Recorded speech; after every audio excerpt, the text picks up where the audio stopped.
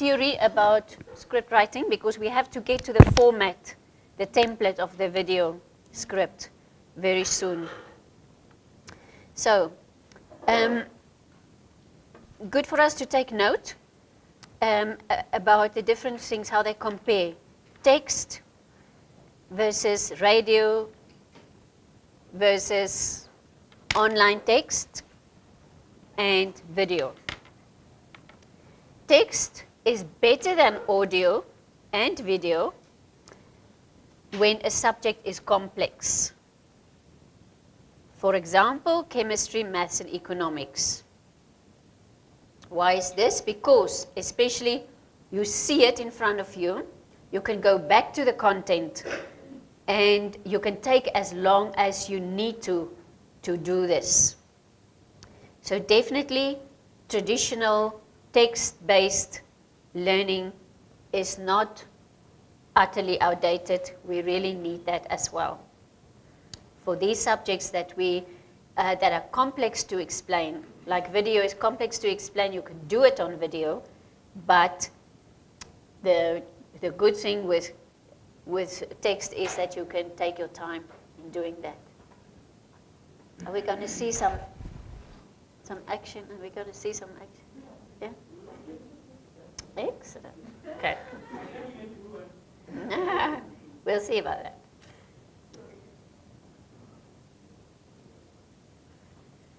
So text is especially effective for verbal. No, don't sit down. We're waiting for you now. Yeah, I think everybody's waiting. Sing. Yeah, was it not you who sang yesterday? Sing. Yeah? Yeah, offer something instead. Okay, sing a song. Let's hear it. The mic? Okay, Miss Florence is late. She's going to sing a song. Seriously? No, not through your mask. What shall I render? That one. Okay. I don't know the lyrics.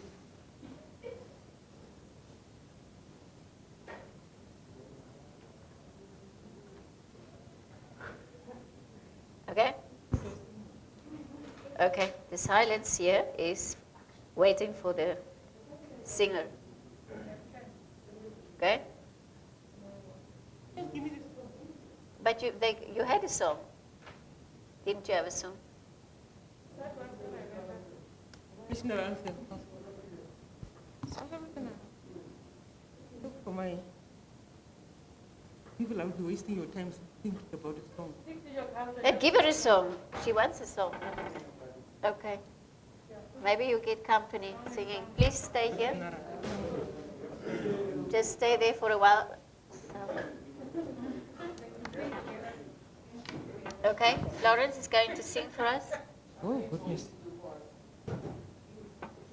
Okay, shh, we need silence for the singer.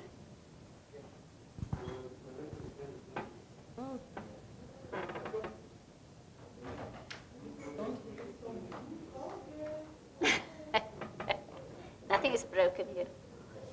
Okay?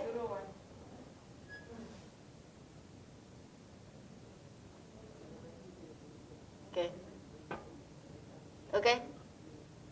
Have you got a song? You give her a song. Crystal.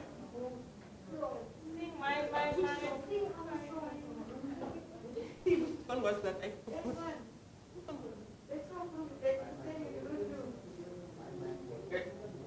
My, Jesus is mine. Mine,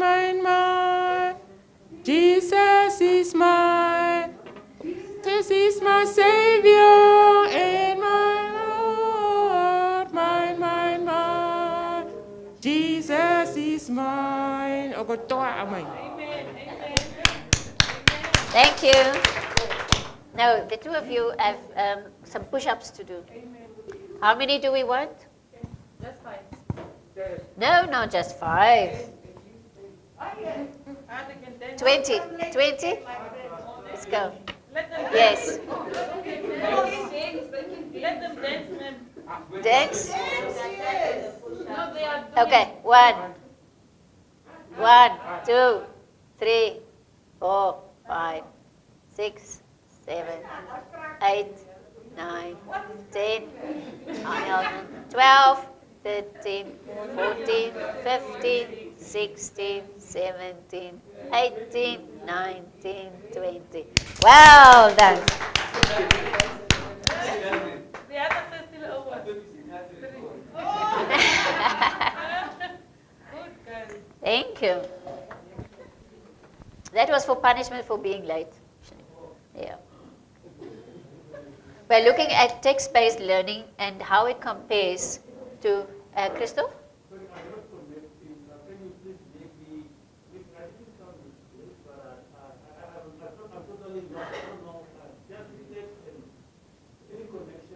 Okay. Yeah, that's a valid question. What we're doing is, we know that we started out saying there are some subjects that's very hard, and some topics that's very hard to develop in for different media. Okay, we started by seeing that, for example, content that is that has to be illustrated is very hard to have on the radio. So we are doing a similar comparison now. Of course, remember that was a course for radio. Okay, now this is a course for video. Okay, so that is why we are just taking note now of the strengths and weaknesses of different media for learning. And in that sense, we are seeing that text is better with audio and video when the subject is complex or abstract, because you can show it just like you can on video, but you can take your time with text.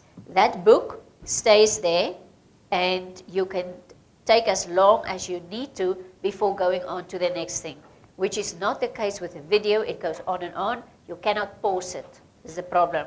If it's online, yes, then you can pause it. But if it's a video program broadcast on the live TV, then you cannot stop it, and that is a barrier, because you cannot. Yeah, just like the steps, as we said, you have to go to familiar to unfamiliar. If the content is not yet familiar to you, or you don't understand it, or the learner, then you are already further on and they get lost. That is a problem that we're having with other media, which text scores the best marks for. Especially effective for verbal skills. So you can describe something, you can name, you can show the spelling with text.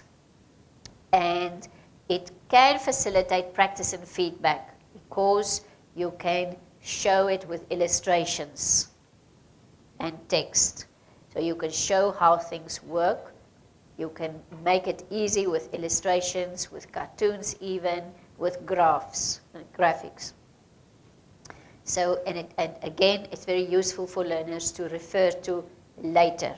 Okay, so that is where it's good that you deal with the content, you have your outcomes in the textbook, you deal with it, and you give a summary, and that is why we are trying to follow that sequence also with other multimedia learning methods. We are now with audio, meaning radio. The benefit is that it's hard work to read. It's easier to listen. Again, there's that thing of involving your eyes. With reading, you do need your eyes. You cannot do anything else when you are reading, because you need your eyes for it. Whereas with radio, you can listen, and it's very easy.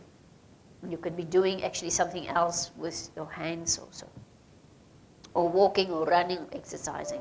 It's especially radio is especially effective when it's combined with other media such as text.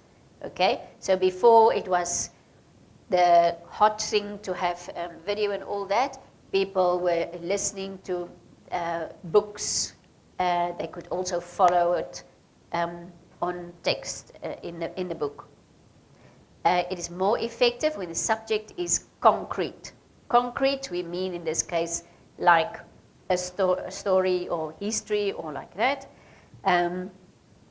We use the radio and audio to gain attention, to give feedback and direction, to explain images, to show how to pronounce words. Yeah? We are saying we use audio to do that, but yet it is quite hard because they're assuming here that you still have a picture in front of you when you hear that audio. Okay.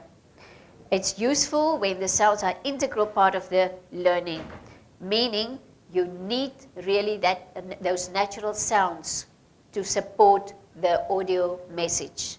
So if you're talking about water, you have to hear water, you have to integrate the natural sounds that goes with the learning about that topic. Very important. And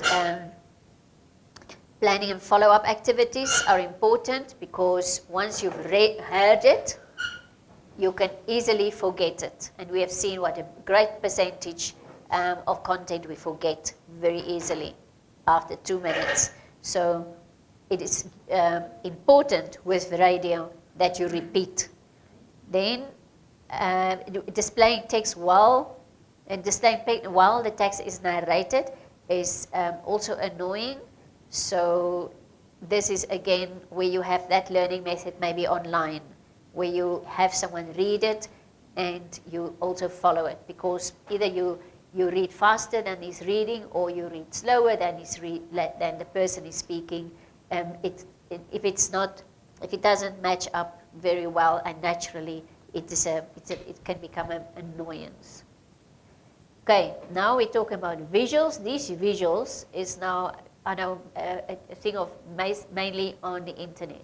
It's useful for identifying objects. So you're looking on the internet. You see here is a picture of a big machine. So it has a caption, and it has the different parts of this machine. So that is where text with graphics and pictures is useful, and that is what's making online learning actually quite effective. You can show special relationships. One is bigger, one is smaller, or this now goes to that with an arrow, and this is the water cycle, it goes around, or this is the food chain, or like that. Those things are very effective to use with visuals online as well as on the video. So to explain concrete concepts, this is where you can use cartoons and all that to explain something, and graphs. Visuals combined with text speed up learning time. So the more senses you can involve in the learning, the better it is. They say, what is the definition of intelligence? Do you know what is the definition? How do we describe intelligence? Intelligence apparently is how fast a person learns. So they see a new thing and they get it, and that change has occurred in the brain. So some people take longer to understand something. And those who are faster in understanding something, apparently that is the definition for intelligence. So One question. Names? When we talk about visuals, Lynette has mentioned now it's graphics, images, in cartoons. Will we also include simulation? Is it practical to do? Animations? Is it practical for you to do? Do you have a capacity? No, I'm just asking to get examples when we refer to visuals. Yeah. So what I've seen we've been doing is in the video, you can also add animations. That's right. Or simulation, type of like, especially for experiments and so on. Yeah. So it's almost like a video insert in our video clip. For example, for experiments in physics, or so will that all that the visuals, the animation simulations and the video inserts, it also counts under visuals. Yes, I'm asking. so that is what we will insert in the activity. Ne? So it is the best if we can use an activity that is real life there with an expert. But if we cannot get that, we have to show it in a different way. And this is where we can do a simulation or a drawing or an animation or cartoon or something, anything that allows us to illustrate the situation, but the best is a real life person doing it. But that is including in the examples of visuals. Yes, thank you. Yeah, it is. Yeah, any visual. So the more senses you can involve, sound, hearing, touching, and so if you see someone touching it and you can describe, it feels a little bit soapy, or it feels or it's smooth or something. It helps the viewer and the listener also to make that experience with us. So it also involves then their senses by proxy. Okay. So visuals combined with text, combined with sounds, the more things you can combine, as long as they all agree and they are not clashing with each other, then it speeds up the learning time. The visuals combined with text are useful for providing practice and feedback. Okay, that's visuals. It's more like, yes, for video, but it's also for online. Now, this brings us now to the video. It's the longest list you can see. So what does that tell us? It's actually the best opportunity that our learners have of learning. It means that video offers the most features for learning, to allow learning to take place. Video is useful for learners to recognize or copy movements. So you see someone doing it, you can slow it down, you can do it as well. Or as Mims was saying, a person doing an experiment, so that you know, okay, there was the blue tube, and I put this liquid in there, and I do like he's doing. So to copy movements, video is very effective for that. And that is why do we copy movements? Because in the content, we learn procedures, processes, explain abstract concepts, comparing different things, and classifying. Okay. So why do we mention these words? Because you may have them in your learning outcome.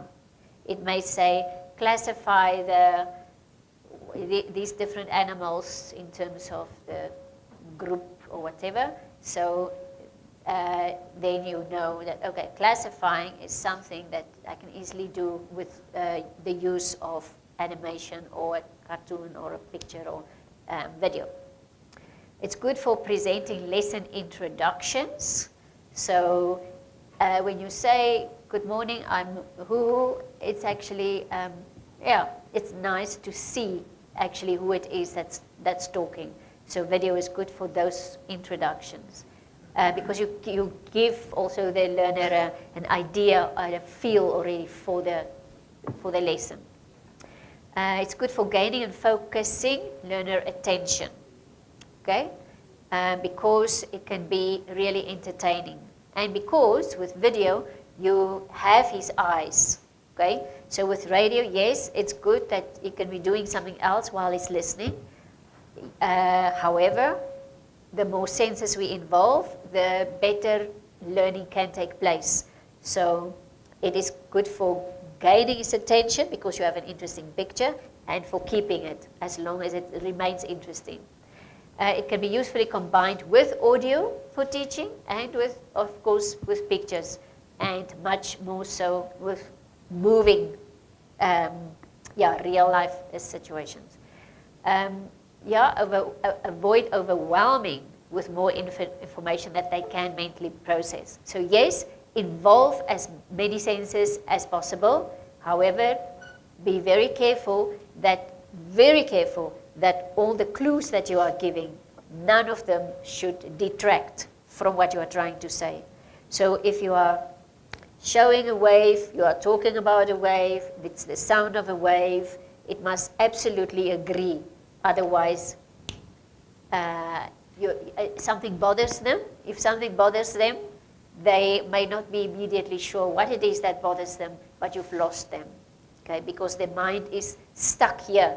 They cannot continue to sit because they're trying to crawl, okay? So they have to sort out the problem here before they can move on. So very important to take it step by step. It doesn't have to be baby steps always, but it must logically flow from one logical thing to the next. And all the clues we are giving, all the cues and the verbal messages, and must agree with the text and all those. Okay. And we will look at the more technical things also later on, in terms of colors and fonts and things, because any of those things can bother the learner and then detract from your message. Okay. So all the things can overwhelm the learner. So that is a potential problem about video. Another potential problem is that learners can see it as easier as text, so they don't make such an effort because they think of it as entertainment. So if we're not careful, they think, this is not serious, he's just entertaining us. This is just a story, or it's not serious. So there must also be that balance that, yes, this is entertaining, but the content still is important for you in learning. So video clips must be short. I think 15 minutes is a good length. And they must reinforce learning by providing interaction. So as we were saying, interaction, there cannot be interaction with your audience, but you bring in that audience by finding somebody who represents them in your video. So there it is important that you bring in somebody who's on their level, at their pitch, the way they speak, the way they behave, because that is how you involve them and bring them into the video for that interaction. Video is not good for detailed information. Like Mims was explaining sometimes, there's a screen full of words, and it's just too much for people. I can be watching, but somebody else is talking to me, or the phone is ringing, and by the time I've sorted it out, I've lost it. Sorry, let me just see why the family is looking for me. No, this is my daughter's phone. Okay. So it's a Tamagotchi. I don't even know how to.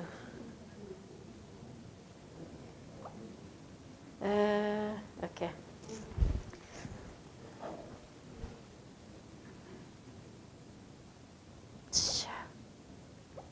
Oh, does anyone know how this work? Unlock and what? Unlock. And then what? Are you good? Okay. Oh, it was just a missed call. Okay. What happened? No. Oh, and then? Details. What? Yeah? How do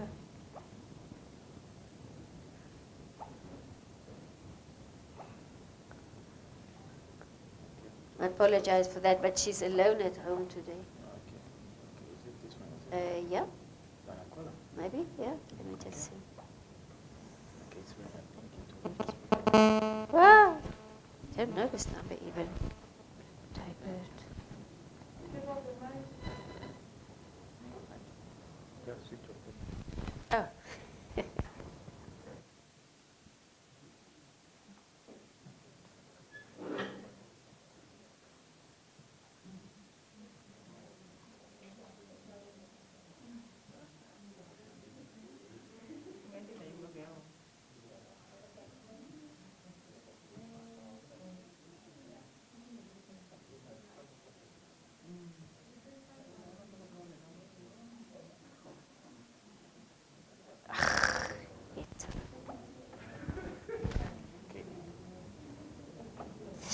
Yeah, that's the problem. If you have those, then thank you, your assistance. We continue. So it's not good for learning detailed information. We saw how complicated or what a bother it is actually, what a hindrance when there's a screen full of writing. Nobody benefits from that. It's a lot of effort to put in, but it goes totally wasted on the learner. Okay, so now we focus on video alone, the strengths of video and the weaknesses of video.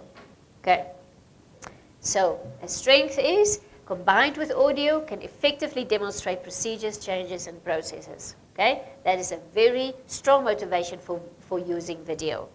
Unfortunately, it needs the ability to pause, to press pause or replay, because these things are moving fast, and if you don't do it properly at a good pace, it can be totally wasted on the learner, because they cannot pause it.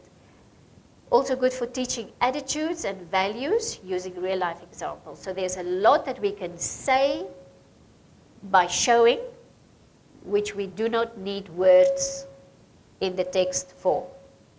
But you as the writer, you still, if you want to work in those, get those values worked in there, you indicate it in the, for the actors as nonverbal language or something.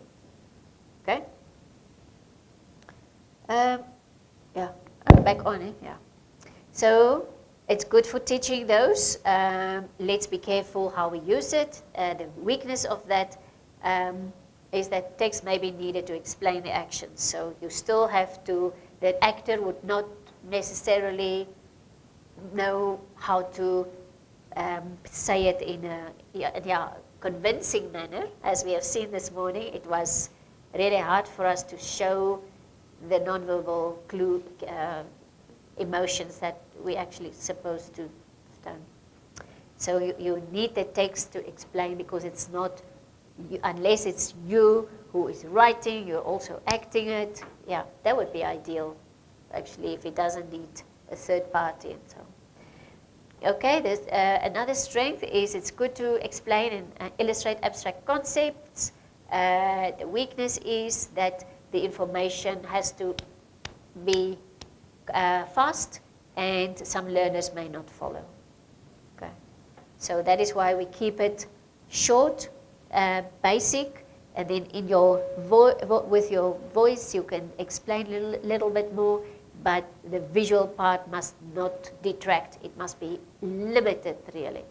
To classify and compare information is very good for, to use video for, but then knowing that in our mind, video is meant for entertainment, so our attention span also is very short. We can hardly remember, especially some of us. I really am one of those.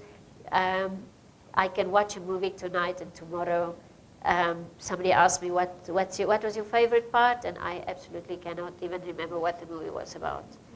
So, so we have to work so hard at helping people remember our lessons. Okay, then gaining and holding attention to increase retention. Retention means the holding and remembering of the information. So we use special effects, color, motion, audio, and clips, flashbacks, like that. Then the weakness, again, is that they remember generalities rather than details. So we may tell a whole thing and explain all the details, but they will just remember the general idea. Yeah, that is why videos are also good for replay and accessing it again. Okay, then videos are, however, a pleasant alternative for lengthy text for learning, because there are those people who are visual learners, and rather than having to go through a whole thick book like this, maybe it's easier to have it in your ears, someone reading it, and especially if there's nice music playing under it, it is more pleasant. A weakness for video is that digitized video require the space on your computers. It's becoming less and less of an issue because things are stored in the cloud. But the reality is also, yeah, if you are carrying it around, you have to know that you can fit maybe 5 programs on this DVD, and even DVDs are out now, so you have to have the space on your stick. And the problem with the stick is also that it can become corrupt, and then you lose it. So there are those technical issues, there's technological problems. Okay, then also the reality is you can present material that would be hard to explain, as we said before, with chemistry and physics experiments. How does the amoeba move? My goodness, how are you going to explain that on a radio program? It's like jelly, and then there's one part of the jelly, it's like maybe making a little point, and so that's the part where the amoeba is moving. You see it slightly moving, so it changes shape. Now the jelly is changing shape. So, I mean, I can't. Years ago, I told you I was in the Solomon Islands. There was a Catholic priest there who, the Catholic Church is very interested in education. They promote education a lot. So this man, this priest said, no, you are going with us to this island, little island there, because that group of islands consists of about 9 inhabited islands. So, and they had a community there. And so I had to go to teach them about storytelling. So that was great fun. All I needed to do was go there and have fun. And then one of the jobs I had was to explain to them exactly, that's my job. Can you explain to us exactly what the internet is? Now, this was now in 2000 and, yeah. Now I have to explain that this was long ago. It was like in the year 2000, 2001, there. And I don't want to say this because according to my daughter, I am this year 31 years old. It's in our house. I turned 30 last year. It was a milestone event. This year I am 31. So, but yeah, that means I was born in 1990, I think. Okay. So, but be it as it may, I was about 10 years old and we were in the Solomon Islands and I had to tell them about storytelling. And so I said, so they said, can you tell us exactly, because the reason I'm mentioning this date is, of course, the internet was not then what it is today. The internet then was becoming a thing, but it wasn't yet a thing. So they didn't know. So this is a community of islanders. They had a satellite going through. Maybe every 10 minutes for a minute there would be internet. It was like that. So what is the internet? So I said, okay. The internet, so I didn't have a computer there. I just had to explain. So I said, okay. The internet is like a box. It has many different pictures. Those pictures are the different offices that are in that box. The one who's working in this box is a mouse. Now, the mouse is sleeping on a mat next to the box. For true, this is what I explained. So the mouse is sleeping on his mat next to the box. Now, when you have to, so that it was the time of dial-up, okay? So when you want the mouse to work, you have to wake him up a little bit. So you take, okay, and this was also done in Pidgin English, by the way. Now, this fella mouse, time you want him for wake up, you grab him, that mouse, you shake him a little bit. Now, you can see, time you shake him a little bit, you see an arrow there in the box. Now, he's showing you where's this fella mouse now. Now, when you time you move this mouse, you can see now in the box where is he. Now, you take that mouse, you want to take him somewhere in the world he has to work. So, you drag him on his carpet until he's now in that world map. Okay? Now, you click the left ear. You click, and then time you click him, time him save cry out now. That sound. Okay. Time you scratch him left ear, blow him. Time him cry out too much. Then the world, it can open in front of you. And then you show him where he has to go.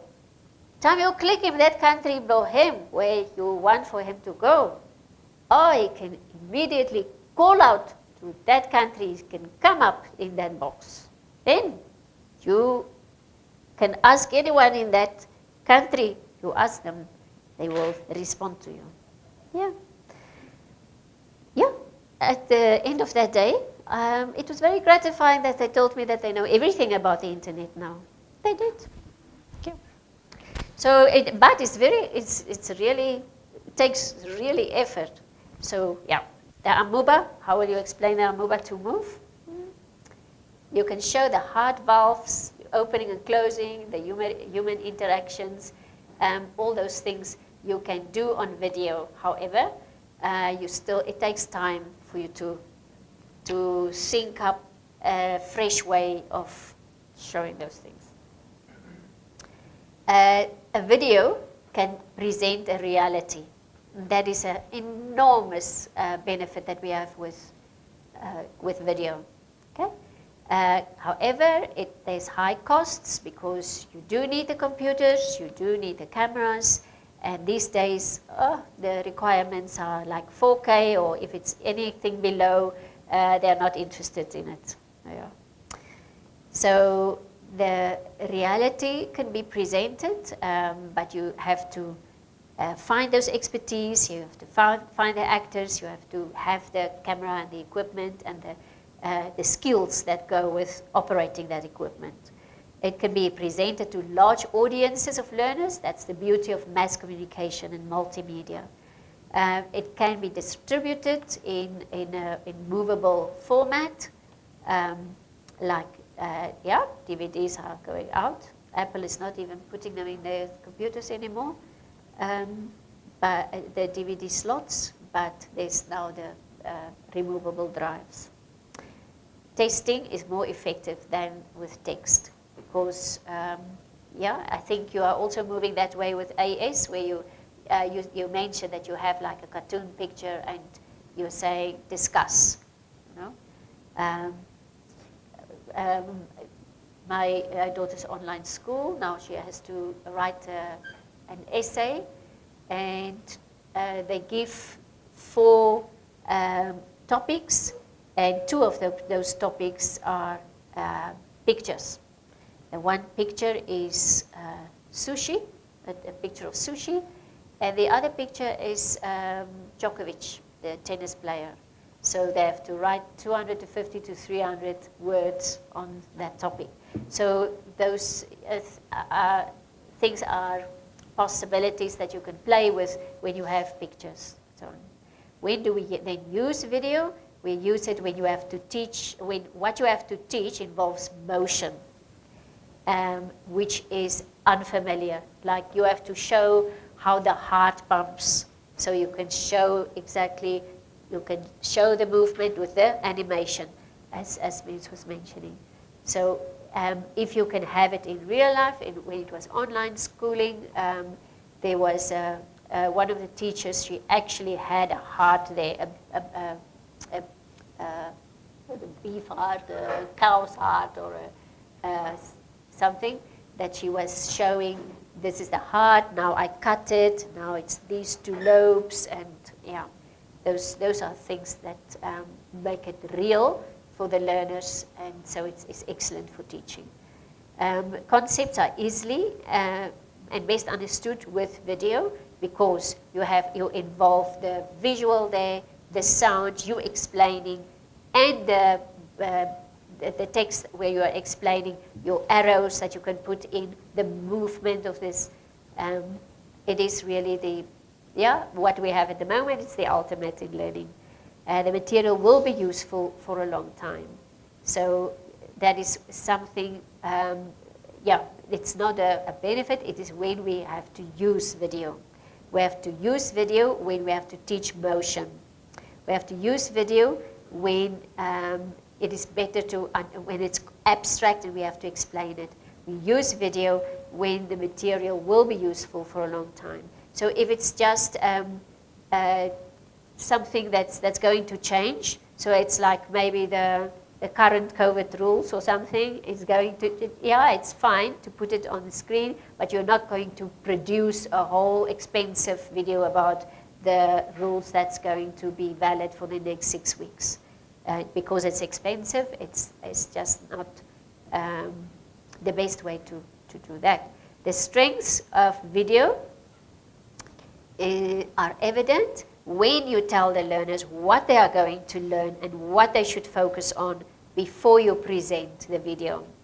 If you just go there and you just start with it, then it's like, what is this? Can you just go back and tell me what it is that we are doing?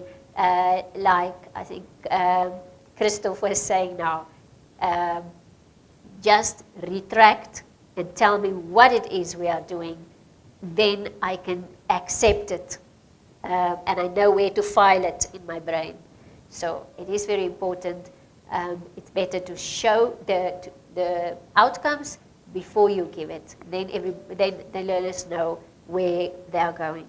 The material must attract and direct the viewer's attention. You are the one writing the script. You are the one who takes them from, we are going to do this. I will take you along. I will bring you there, there, there.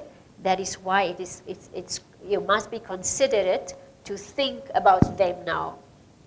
Give them the feedback that they are missing. Give them the answers to the questions they might have. You have to show that consideration for your audience. So that's also part of keeping their attention so that they don't lose your respect. Clips must be kept short and the message must be focused on the learning outcome being taught. Okay? So though it might be a very interesting story, sometimes it's better to cut off as much as possible so that you keep it to the minimum. Okay, then we can look at some practical guidelines for video lessons.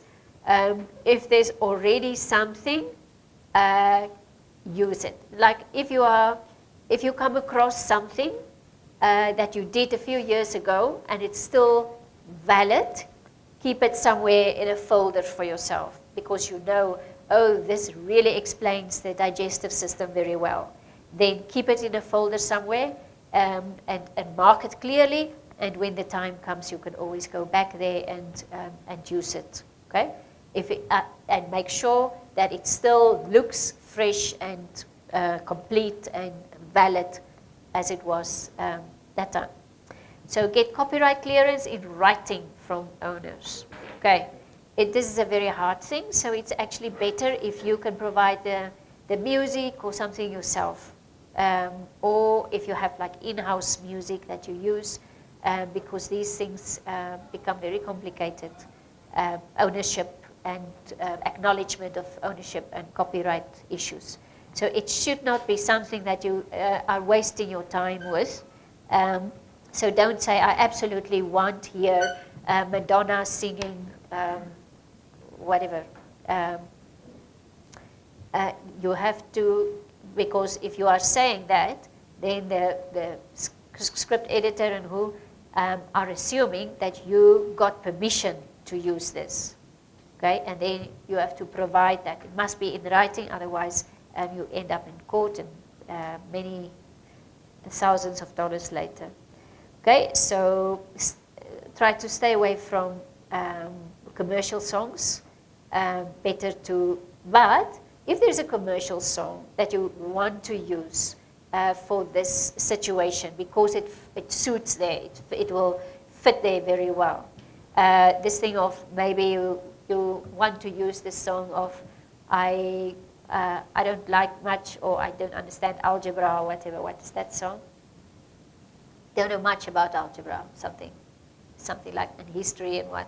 If you want for some specific reason to use a song like that because it will trigger people or will remind them or put them in the frame of what it is you're going to deal with or to lecture on, then that you can hum it, because then it's not, you don't have to pay somebody for that.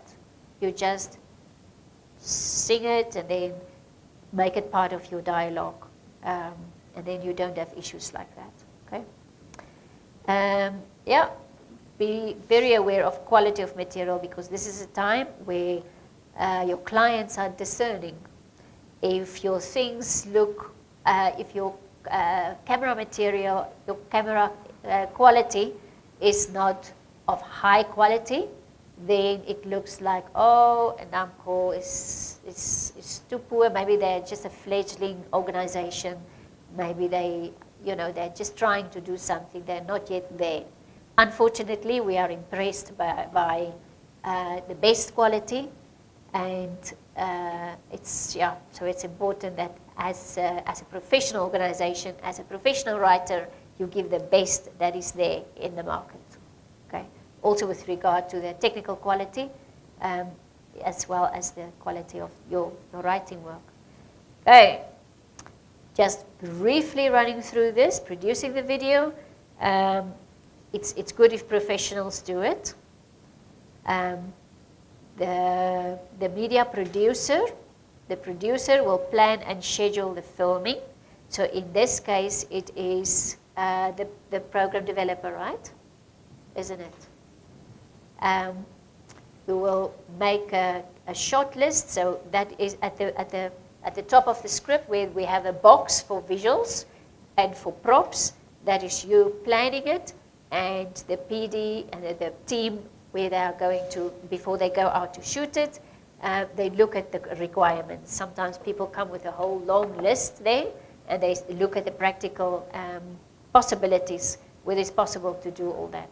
So you have your short list. Your short list is that list of things that you need to film, okay? Because the PD also has to make location and studio arrangements. If you have to go out to a shopping center, you are doing a certain bit in the studio, there's maybe 5 people that have to use the studio that day, so that all that planning has to be done by a person.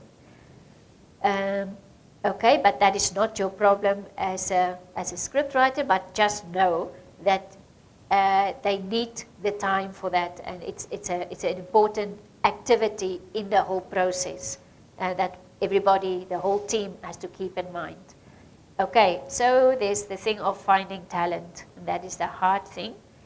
So that is why we're saying it's better if you can use expertise that exists there. There's other benefits to using local expertise. It creates the, I mean, if you speak about, if you speak to, you have to speak to an engineer, and you find an excellent clip on the internet with an American voice. What are you saying?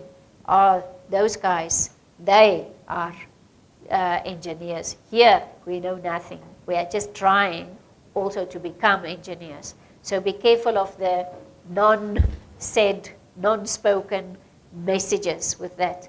We have excellent expertise in our country, and our expertise also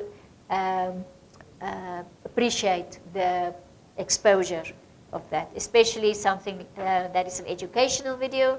It reinforces this person as an expert in their field. They also know that it goes on the internet, so that it's also that, yeah, bit of international exposure, and sometimes a bit of acknowledgement actually makes up for a lot of money. Many people, we think that they get good money. It's not necessarily the case, but by having been having received exposure on the internet may give them opportunities because somebody notices them. So by all means, let's try to use our local expertise. And us as the writers, let's look for them. Let's go that extra mile of finding somebody in our environment, in our country, that does that. Okay.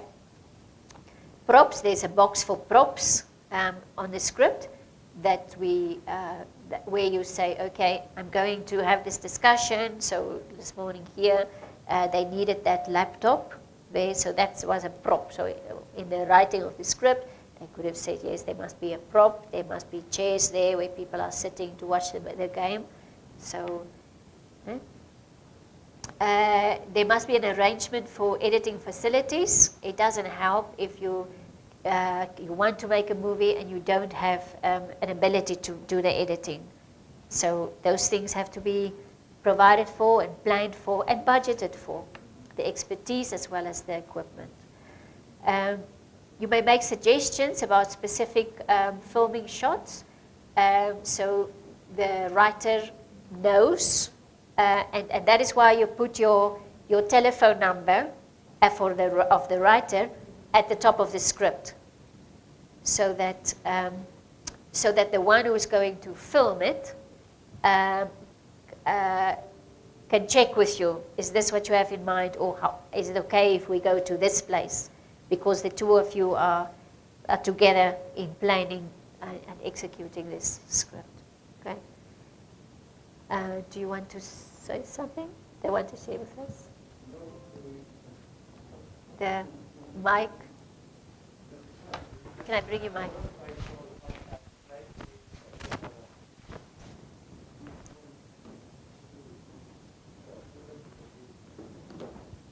Sorry, it's the way I liked an input also from Mims. Mims Low, the current video lessons that we have developed and present. The previous ones or the current ones? The current, some are still now in quality checking and everything. And the way is it still the same format that we are going to, or are we going back to the old way of writing the scripts? We use the current format, the latest format.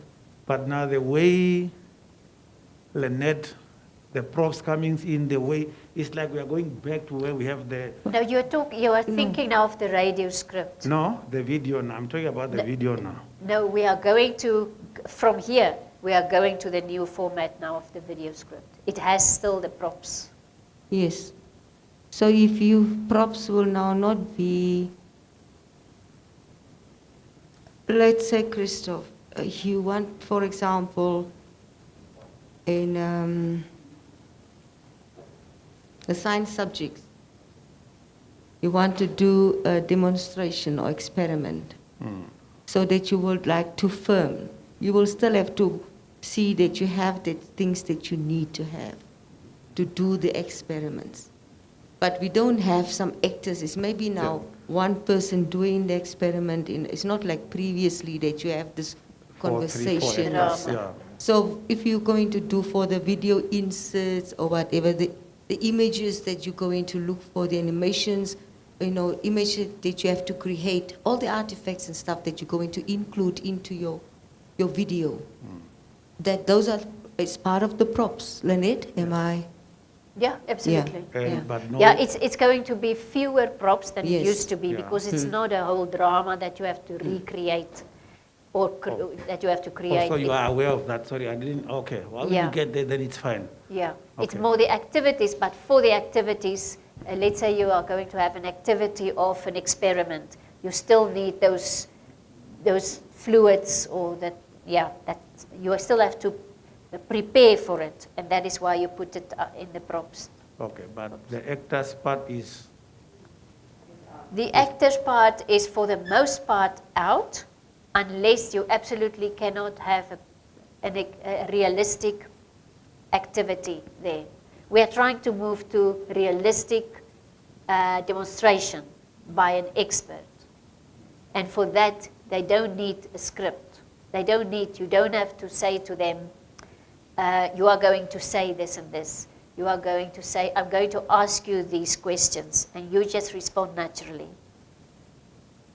And so you can say, so I want you to do an experiment to, what is it always, to put an acid and a what together. So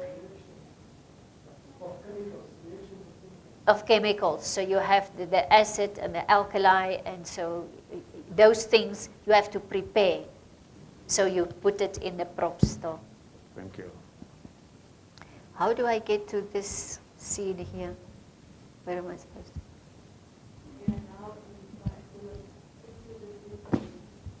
But then no. Let's see it here.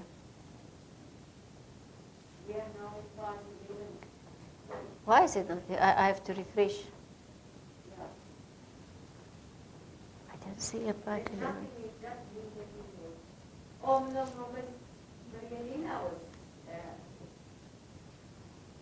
Marianina is having a comment. Okay. She said, surely as a script writer, you only need to write and not organize the filming, the actors, the editing, etc. Just a question, it's a question, not a... Okay. As the script writer, Thank you. do you need to write, but not organize the filming, the actors, editing, etc. It's a question. You Yes. are the one who provides the blueprint for the program. The whole lesson, as it's going to be, is in your head only. So you are the one who's providing instructions for everybody who's going to execute this script. So you are not making those arrangements, but you need to be aware of what arrangements need to be made. That is why you have to know these are the experts that you will meet, and these are the things that need to be provided, so that it can all be prepared, so that when they are going to film the script, they need to know this is what we need. We need a laboratory as an area where the scene is where one scene is going to be, and in that laboratory we need these tubes and these chemicals, because the expert is coming in, is going to do that. Maybe the expert brings his own, that would be wonderful. And that is where it's better if you go to the expert, to his workshop where he's normally working, or his workbench where he's usually doing the welding, and you can do it there. It's all right there, and he can just talk you through it. That is the best. That's a real life situation. But if you have to animate it, you have to ask someone to come in, and you have to provide in the props a list of those things that you would need, because you will not necessarily have those things yourself. You have to ask Namcol, or you have to arrange with your PD to have those things available for you. So that is where the cost and the things, the practicalities come in. So you have to ask, is it, where do I get, this bicarbonate of soda and this Coke and stuff like that? Do you have something to add? No, I just want to add a comment on what you say. So now, colleagues, some subjects really need that type of approach for experiments and stuff. And I want to caution now the script writers. And it's correct, like Lynette is saying. The person responsible at the institution, responsible for ensuring that these props that you need, like the chemicals or the whatever you need, machinery, will be the person at that particular institution responsible for execute for that particular subject. In Namcol's case, it will be the program developer, which make it so much important, colleagues, that we need to ensure that the program developer or the scripts come in at a reasonable time. So to ensure that the program developer knows exactly the final script, what is the props that's been needed. If your video lesson is now scheduled to be, the filming to be started next week, you cannot send the program developer your final script or the program developer by that Friday. Still, the Friday of before the next week is actually too late. That person needs some time to put the things together. So that, and then also now the caution for the part-time staff from Namcol side, that's doing the script writing. Yes, you're getting the almost like freeway to be creative. But really do think in terms of affordability, availability of what you want to include. Practicality. Yeah, the practicality of what you want to include in your script. So if you come here, I want a simulation of what, but currently at Namcol, I don't have a clue on how to do a simulation. So that means I will have to outsource it. So that is another process. So although we say be creative, but also be practical. And it also on the other end is also to consider your target audience, learners. You know their level of knowledge, of relevance, of knowing, coming here with a very complicated thing that the learner doesn't have a clue about, you're going to lose them from the beginning. So, yeah. So basically, think in terms of practicality, think in terms of usability and how it will really benefit the end user if you include those props and those extra creative things. Yeah, we heard, thank you, Mims, we heard here that they can film and edit up to 5 programs in one day. So remember, if they are slotted, let's say 8 to 10 is the first one, then 10 to 12 the other one, maybe there's 15 minutes in between. Now we're coming to filming your script. Where's your things? No, it's not your job to do it, but the PD never received your instructions, or the PD still was trying to get you to simplify it or something. So it's very important for the writer to work alongside the PD to help each other, because you want your script to be very good because your name is connected to it. And the PD is there to help and support you. So as Mies is saying, the emphasis is on creativity, yes. But the cheapest, most practical, best way of having that creative vision realized. René. I want to ask about the languages, where we don't have that a heart or what to extract it. What will we do? How can we do with words? You can do it much better than any other, because you have the real life situation. You must like you have your example of the speech. You have the like the birthday party and so on. And that is the thing. If you can find that real, genuine situation, that would be wonderful. Like if you can really have a piece of political speech for which you get permission from the person to use. You are somewhere at a birthday celebration and you get just that. My goodness, we are talking about 30 seconds. Right? So this is Namibia. People can be persuaded to not do it for money always. right? Just for helping others to learn. So we also mustn't always offer money and like that. We have to emphasize that this is helping our kids to learn. And besides, this is not like anybody's going to steal your identity. This is just 30 minutes of, 30 seconds, in fact, of sound from your party. Eh? So that is why we're saying, if you can have a real life situation, problem solved.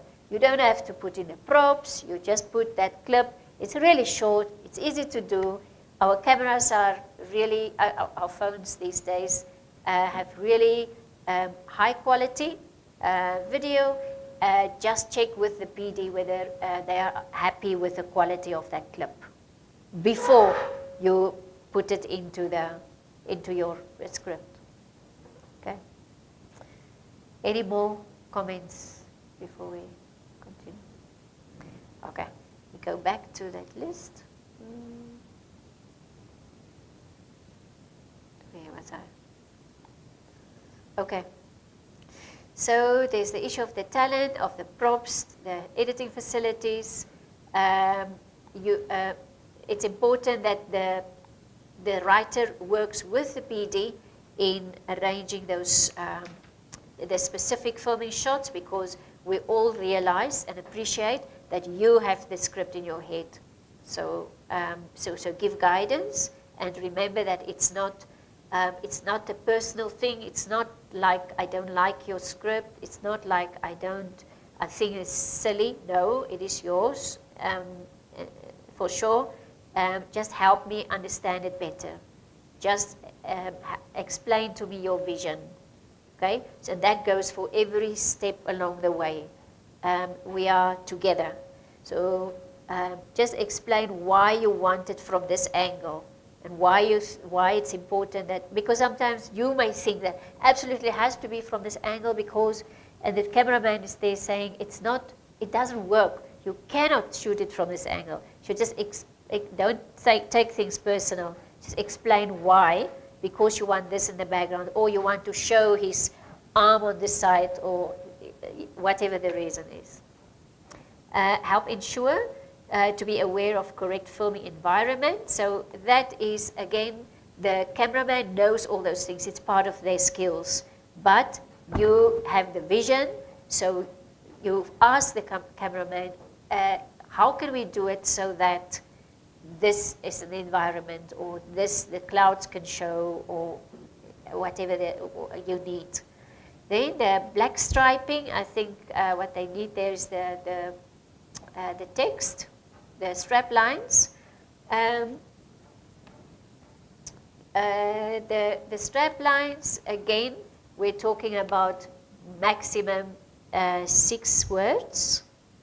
It has to fit in there, and a round font. Use a round font, not these narrow things that are so because it's so hard to read. A student may be somebody who wears glasses and whose eyesight is not good and whatever. It's just easier for us to see round words. Okay, so use a round font. Do you have a specific font that you want them to use? No, what we usually do, or we are looking at the data,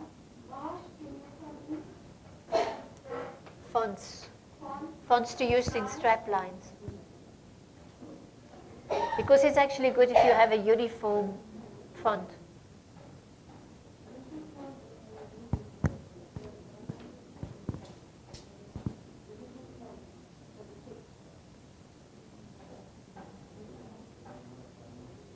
Is there a font that you prefer, like Arial or something? Okay, you'll come comment now. From our side, we usually use on the online environment, use of Verdana. Okay. Yeah, because it's a nice readable font. And even on 12, it's a bit, it's still clear. But let's hear from Mr. Majumi, who is video editor, producer. He will guide us, he knows What is the better. font? Verdana. Oh, Verdana. It's nice spacing, and That's even on right. 11 is a good V. Yeah. The thing with Verdana I say is Verdana. that Oh. the broader, it is quite broad. I'm just saying, it's Yeah. fine. I'm just saying, it is, because it's so broad, it takes up the space for your words. So that when, you have to see whether you get, yeah, there's Verdana. So let's put let's put this here in Verdana.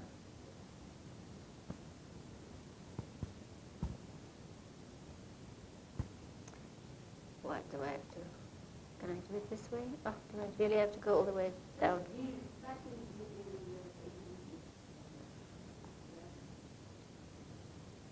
Ah, ah, ah!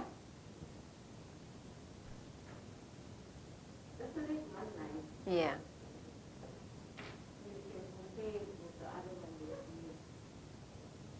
I think The narrow strips is not good for reading from far. yeah, the narrows are really good.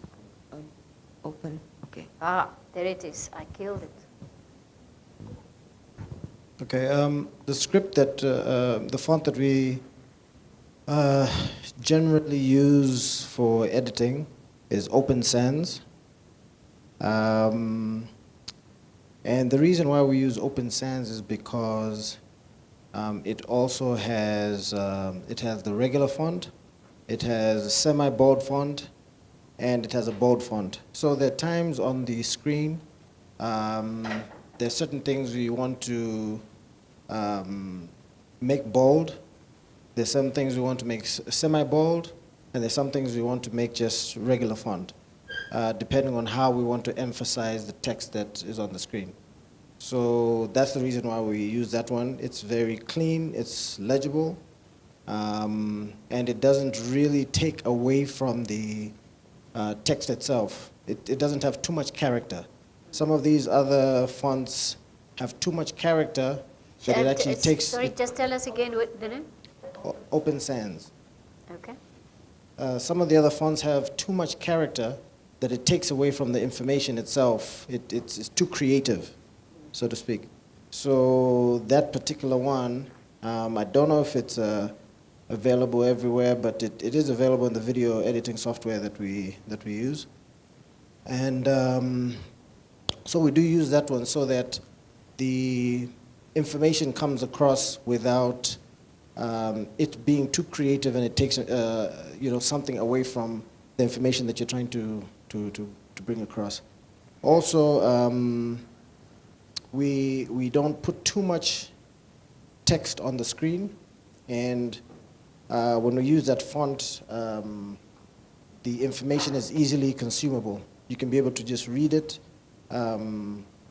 Even from a glance, we put maybe 5 to 6 lines on a screen, and someone can be able to read it very, very easily. Yeah. How many words can you fit in with that font? Can you fit onto the screen? And how big is the font then?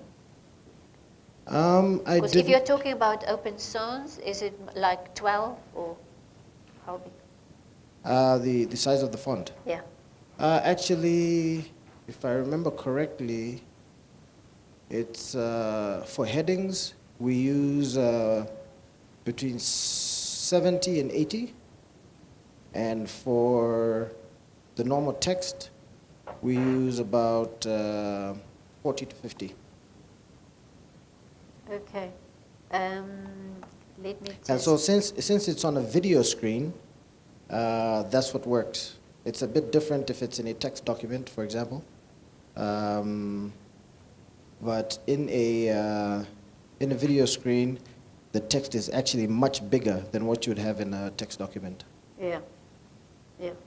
Yeah. Because the screen is larger. Yes. How did you say the text size was? 40 to 50 for the... Yes, but Yes, that's right. It's true. But I was now thinking, if they can already prepare it in the correct font and everything, does it not save them a lot of time? If they can just copy. Yes, I see that now. That's what I was going to discuss now. We don't have it on the.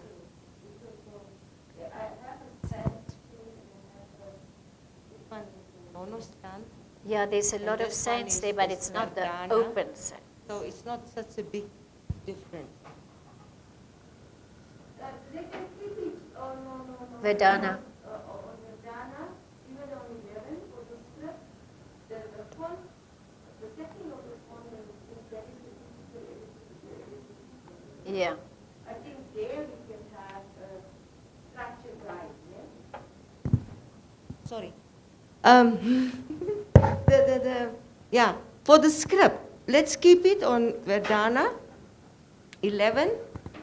And when it comes to those font, what will you say, font guidelines, we can work something out. And if usually we outsource our production to different individuals, and then we just ensure that all the companies that get it get that font guideline structure, so Yeah. that it's uniform. Yeah. Because also, Lynette, when it comes to the recording or the filming, Yeah. then each of, it's a lot of printing out these lessons. Yeah.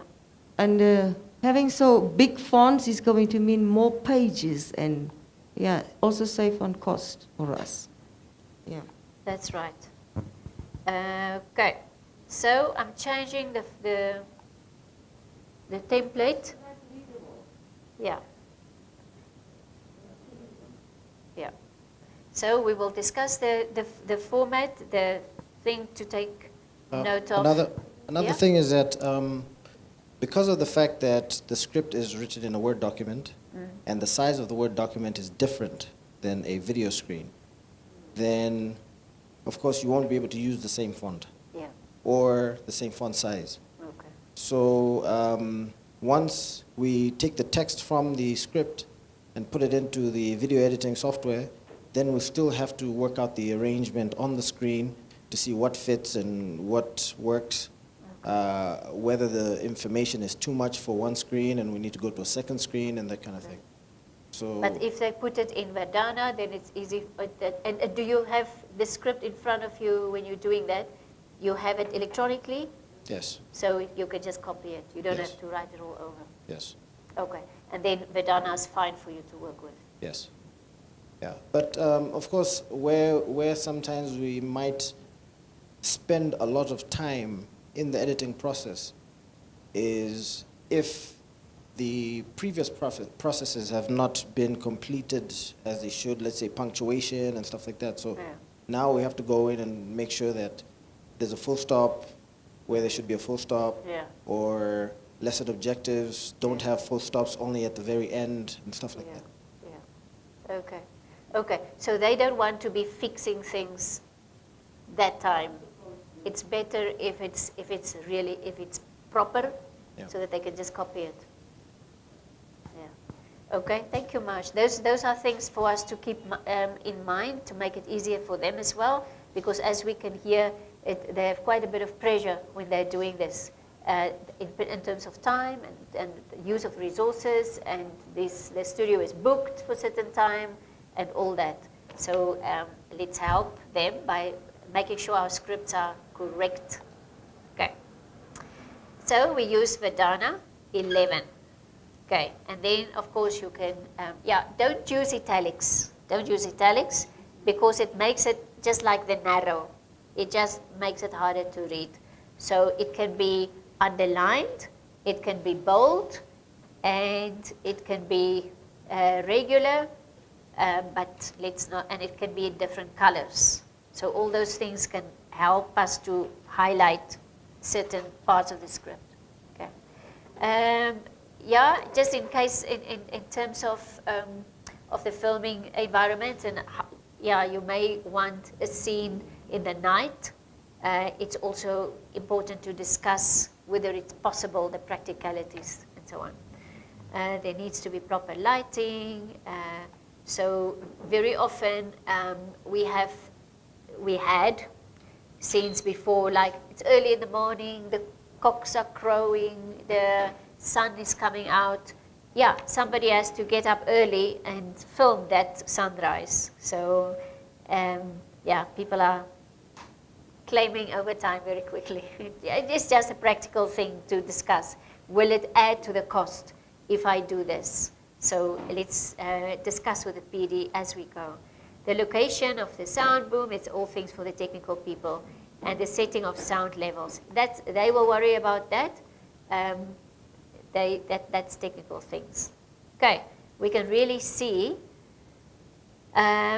There is now, let's say that's the screen now.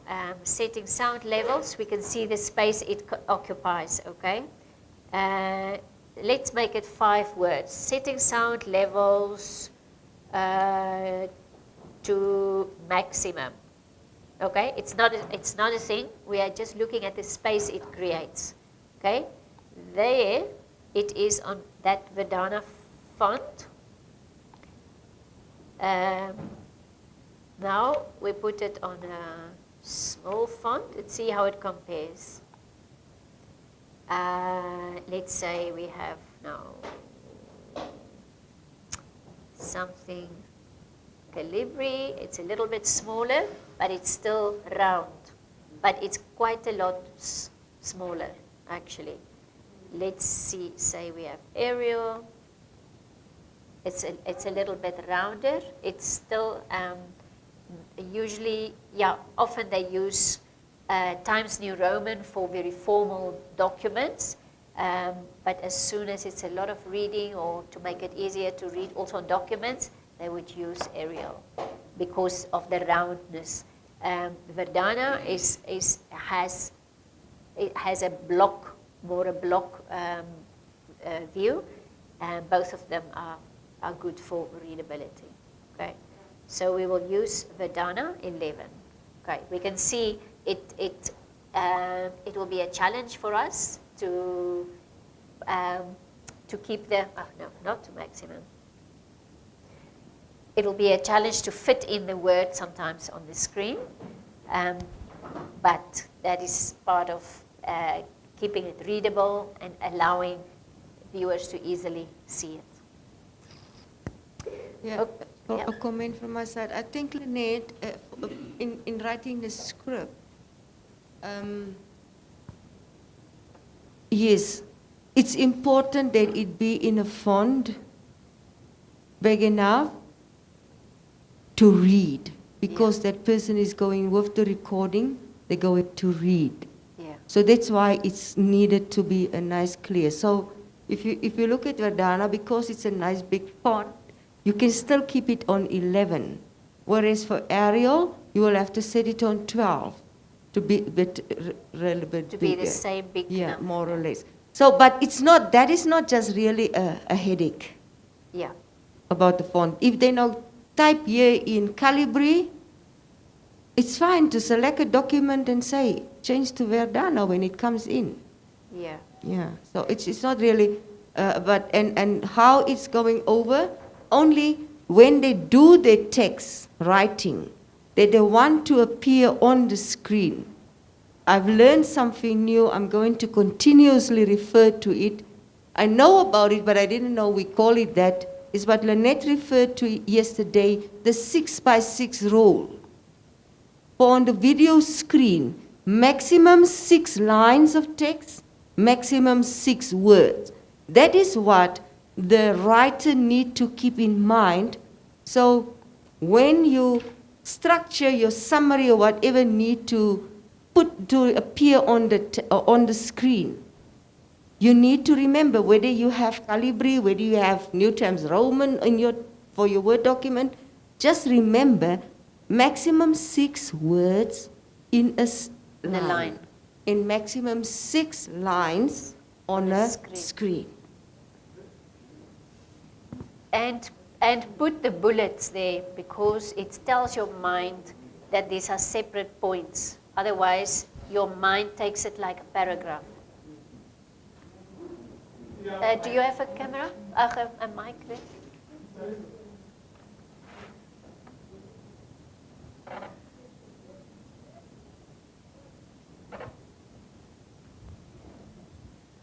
Yeah, one, if you don't ask, you might go the wrong way. So that's why I'm asking. This 6 by 6 rule, let's say, for instance, I'm discussing on the importance of, let's say, the structure of an essay, for argument's sake. We have the introductions.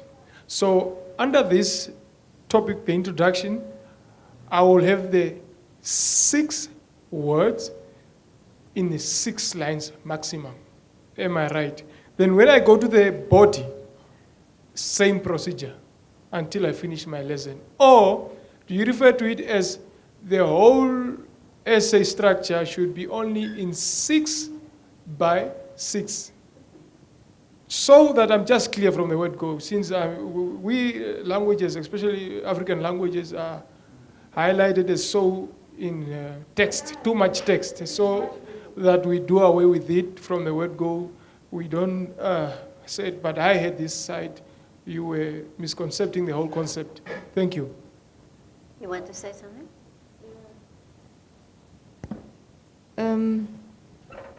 When you want to put a structure, I would like to guide you to, on the YouTube channel, I'm not sure which grade it was, March, for Afrikaans, they did letters and the format of the letter, but you cannot show the whole thing in text, otherwise it will be too small. Put in a text there. So what the editor did was creating a nice layout of the letter, make it a graphic, and that graphic has been shown on the screen. Also, it's not to say you cannot refer to, in case if it's not the letter for the languages, we're saying 6 lines per screen. If you have more than 6 points, it will go over to a next screen. It's only we're not going to put everything in on one screen. So like you had different points, but it's so cropped and the sentences is so long. Lynette referred to, not sure it was yesterday or the day before, what the audio, what you say should be in line or more or less the same as what you see on the screen.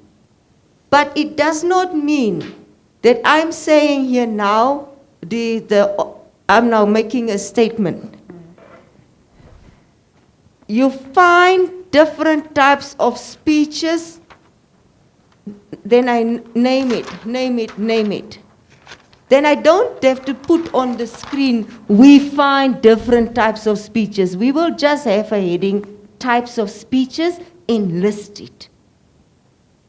So what we've experienced, what is the problem, what was the challenge, not the problem, we don't understand, or the editors don't understand the languages. So they give you paragraphs and paragraphs and paragraphs. Now all the paragraphs is now been put on the screen.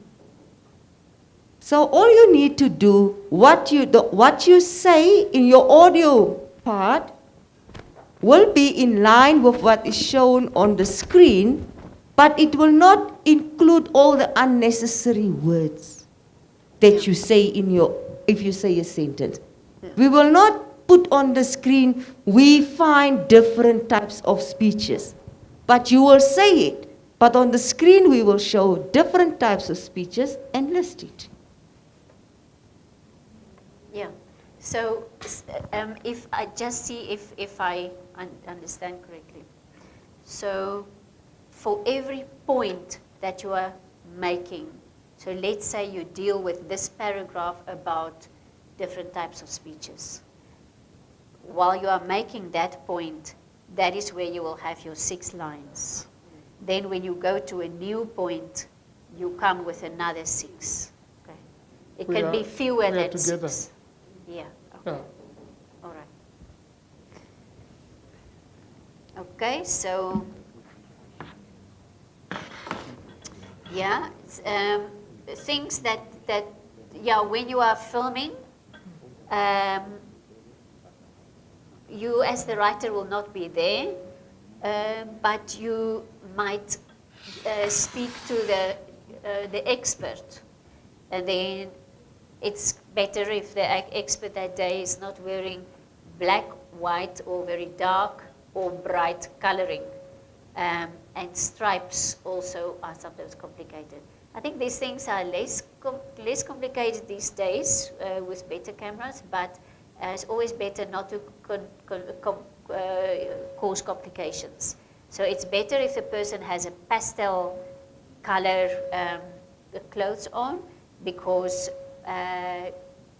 white causes maybe like a flash effect or sort of blurry things, and stripes also the same. So yeah, checking that actors do not wear any distracting jewelry. We spoke yesterday a little bit about things that distract us from learning, and jewelry could be such a thing. Maybe the person is wearing a big shell around their neck or something, and the learners cannot concentrate on what she is saying because of that big shell or something. So filming all important details within the center 2/3 of the frame. Okay, so this again is not something really for the writer, but you know that with the editing there's a frame around, and that frame will cut off part of the picture, so you cannot absolutely frame the person like that, because at the end of the day the eyes might be cut out and so on. Okay, so don't go always for extreme shots and things like that, because sometimes you might find it important in your own perception of the script to say use an extreme shot here or whatever. So trust the camera person that he knows what shots are good to use, but then when it's necessary for a shot, explain why you want a certain thing. Okay, and then allow the camera, the camera will run for 5 seconds before the scene begins. Yeah, I said 4 yesterday. Having participants, okay. These are all for very professional things, but then it's important to label the tapes and have everything clearly identified. Right, then these are sort of old things. Then we have the issue of professional actors. Acting we are trying to get away from, because we know that the expert will be totally natural. He's just talking about his everyday work.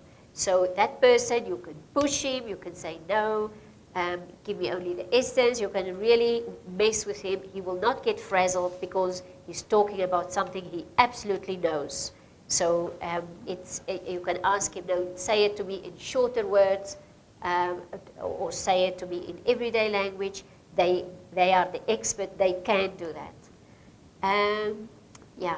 It was really hard, this whole drama thing where we had to memorize the scripts, and sometimes had the script here next to the actor, and so that they could, and all those things showed, and it broke down from the expense and the time that it took us to develop and produce those videos.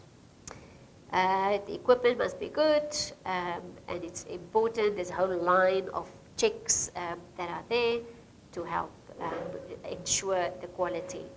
The video producer, so that is what Marsh was saying, that is what they do in the studio.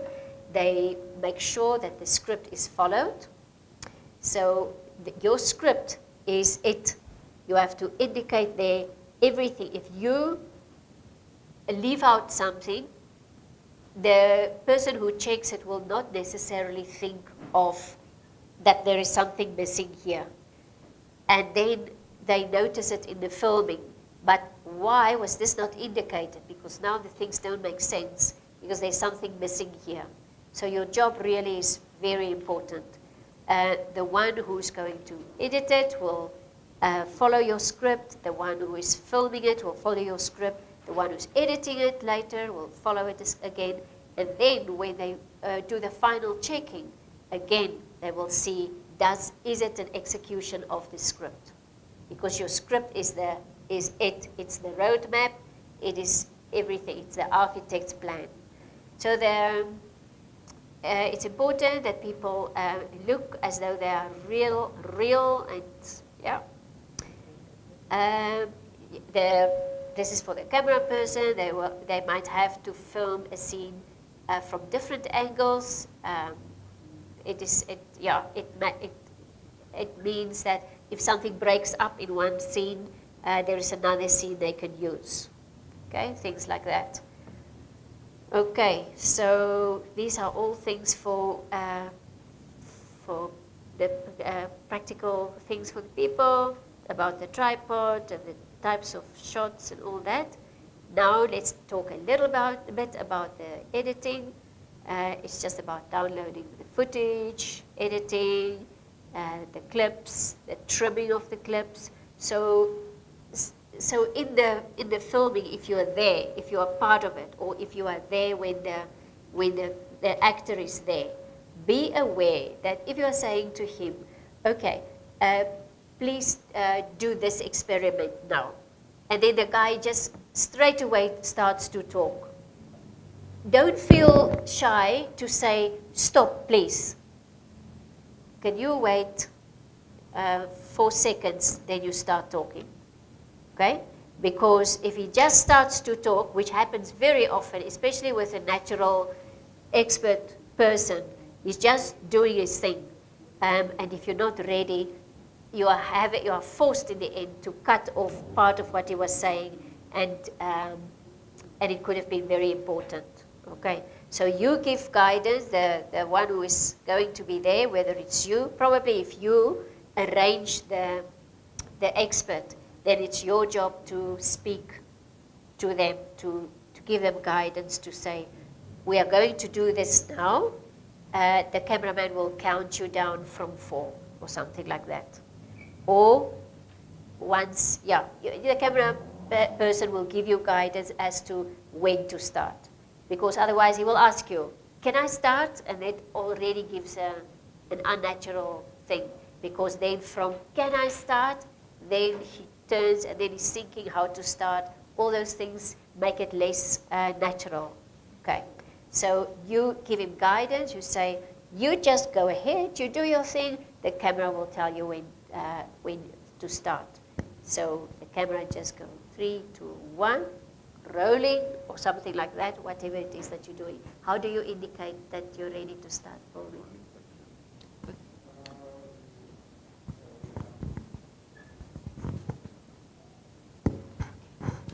Yes, normally we call the slate first. So we say it's, whichever scene it is or whichever program it is that we're doing.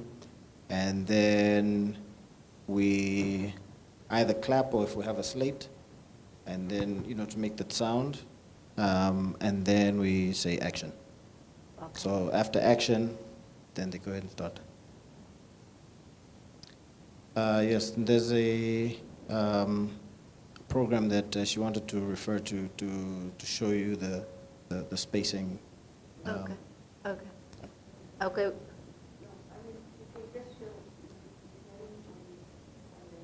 Stick.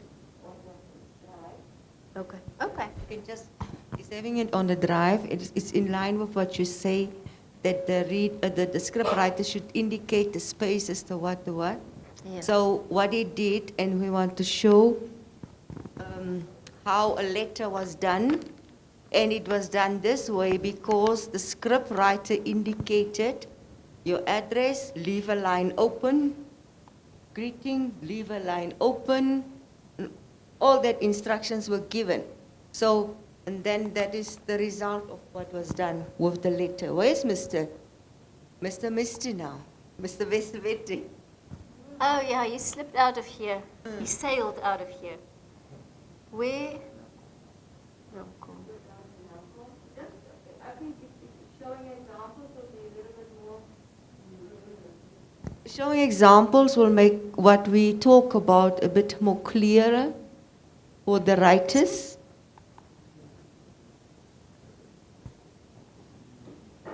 Finished.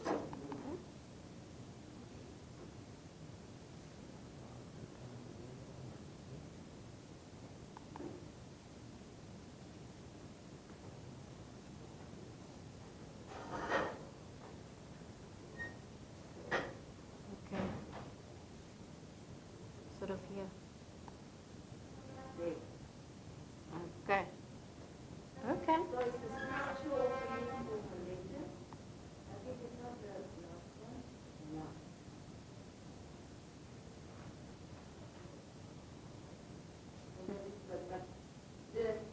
Speak in the mic.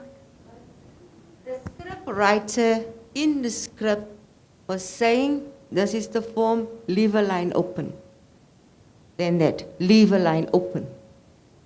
The instructions were given. And based on that, and because she did not write a letter, like the whole content, just the start of a sentence, to show them. This is why it could have been put on one screen. Which, there's not a lot of text, although it's a bit, not 6 lines, but it's not a lot of text, so it's still good. It's like a graphic. Yeah. And for some others, when the text is too much, examples want to be given. That is now when it comes to the editing.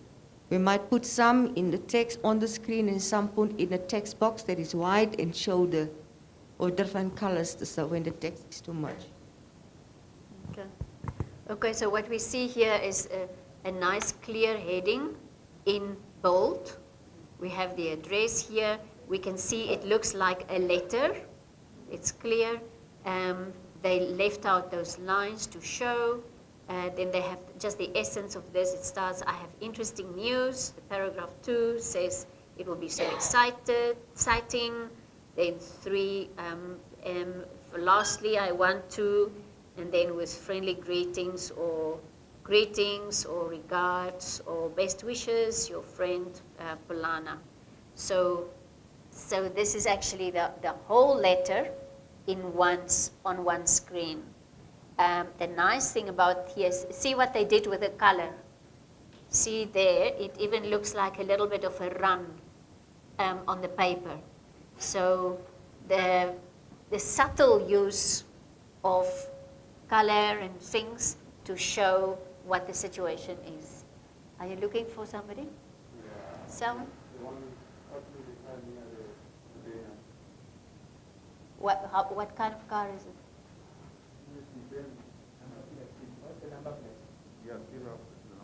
What color is it? We only have winter people. Yeah, we can.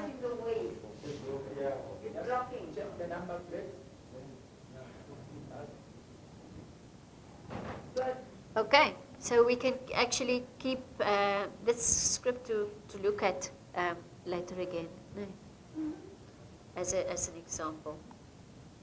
Okay, let's get back to our notes. Where were we? Was it this one? Yeah. Did show what? Did it not? Why? Why? It didn't show the other screen. Oh, okay, let's do that.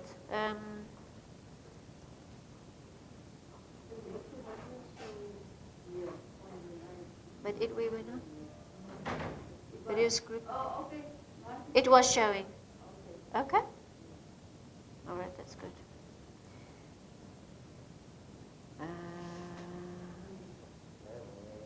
Okay. So we have a half hour. Let's run through all these. So these are a little bit technical things, but just things for us to be aware of. That it's a thing of downloading this footage. They are filming it. They have to download it. Sometimes things get lost. Sometimes things get corrupted. Sometimes we lose it. Yeah, so it is some of the complications we're having. So, and there's a thing of specific video editing software that they have to use, and they have to find the best clips to use. That's why it's good to have more than one clip and so on. Trim unwanted part of the clips away. Cut, copy, and paste video clips. So make sure that that it's always in a specific place, which is clearly marked, identified what it is.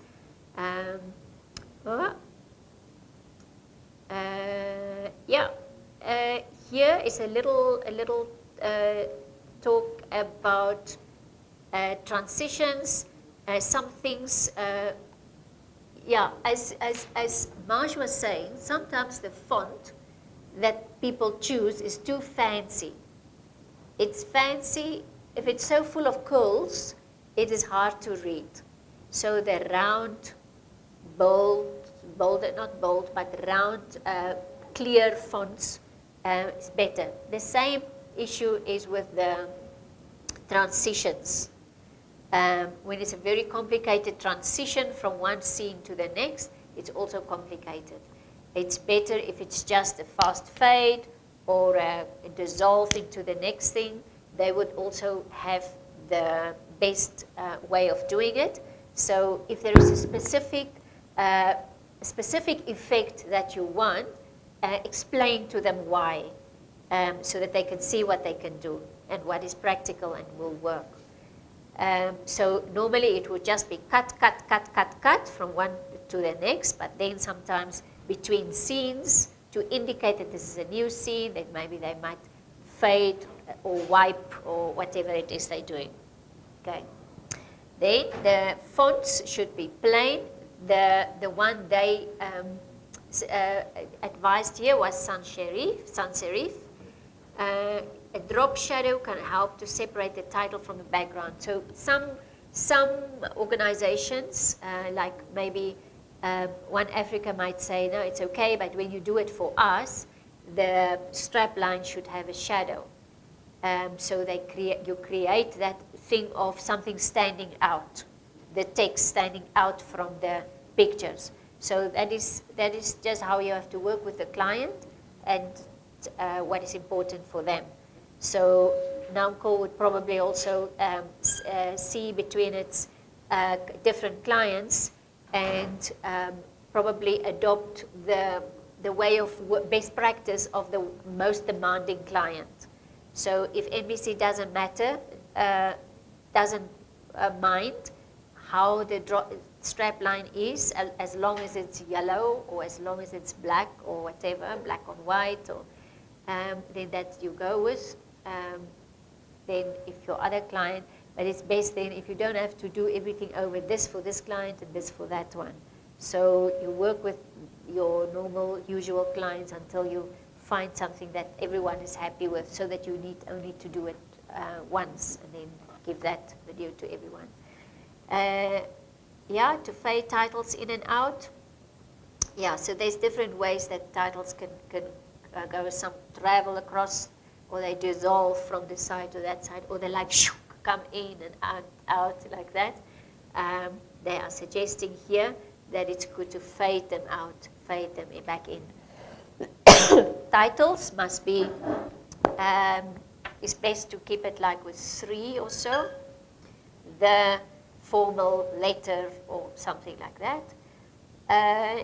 Adjust video quality such as brightness. That's a technical thing for that technical staff to do.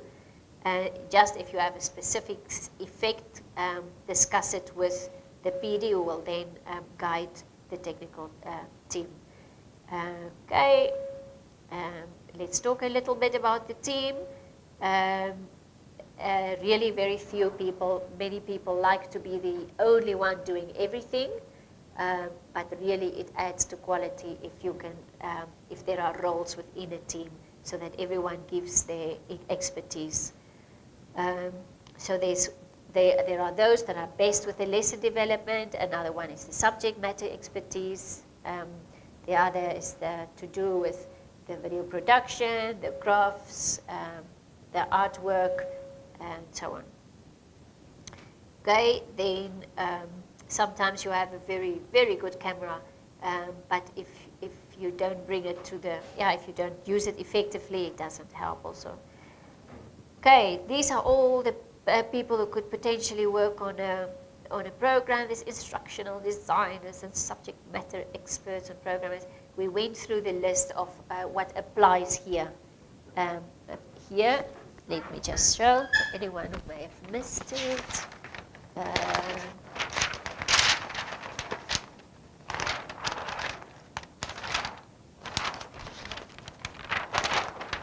Yeah, this is our list here. We have the content writer, that's you. You have the PD with whom you closely link, and everything from your site goes through the PD. The PD will send it on to the content editor, the script editor, the language editor, the digital editing, but they will call you back in again when it comes down to final approval. Okay, so that is the list in our case, in our situation. Yeah, training is always good. And we have to be aware of deadlines.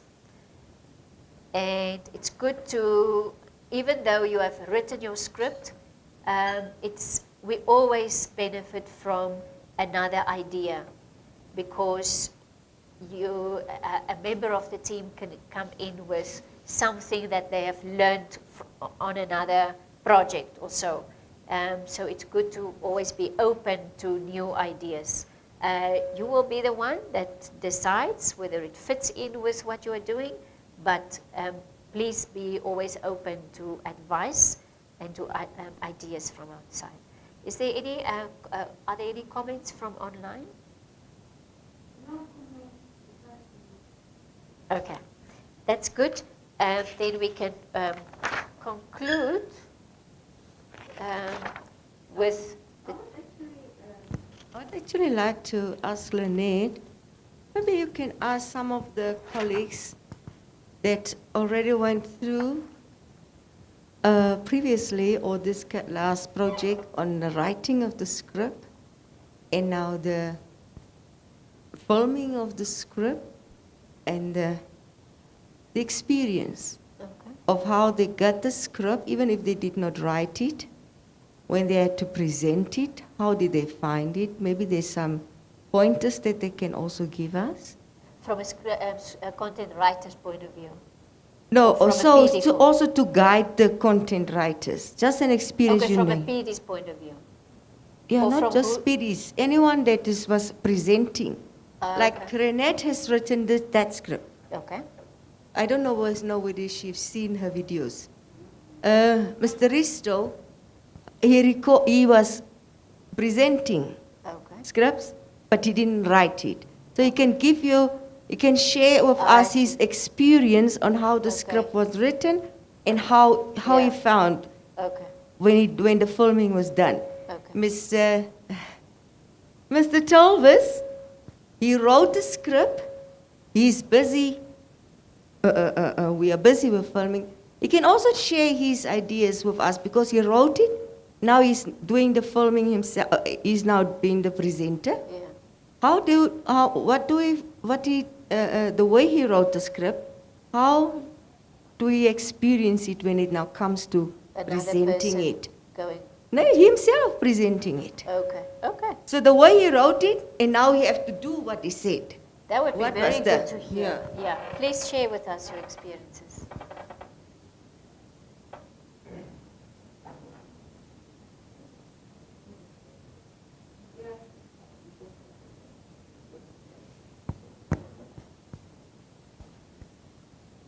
The mic is broken. Oh, it's on now.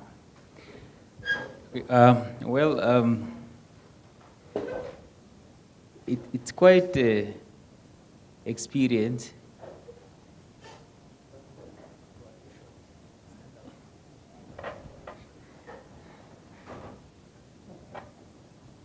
Okay, thank you. It's quite an experience to. It might look simple to write something and then you have to present it sometimes. A bit challenging. Because when you write, you don't, it's not always that you have that concept in the mind that I need to present this. Now, like my trade is a bit technical, and to define something into details for everyone to consume it, especially our students, it's also a challenge to say, sometimes you find it difficult to simplify it. Yes, some are just technical to say the word is just like that. There's no a dictionary, there's no Wikipedia. If you look for it, still this give you the same definition.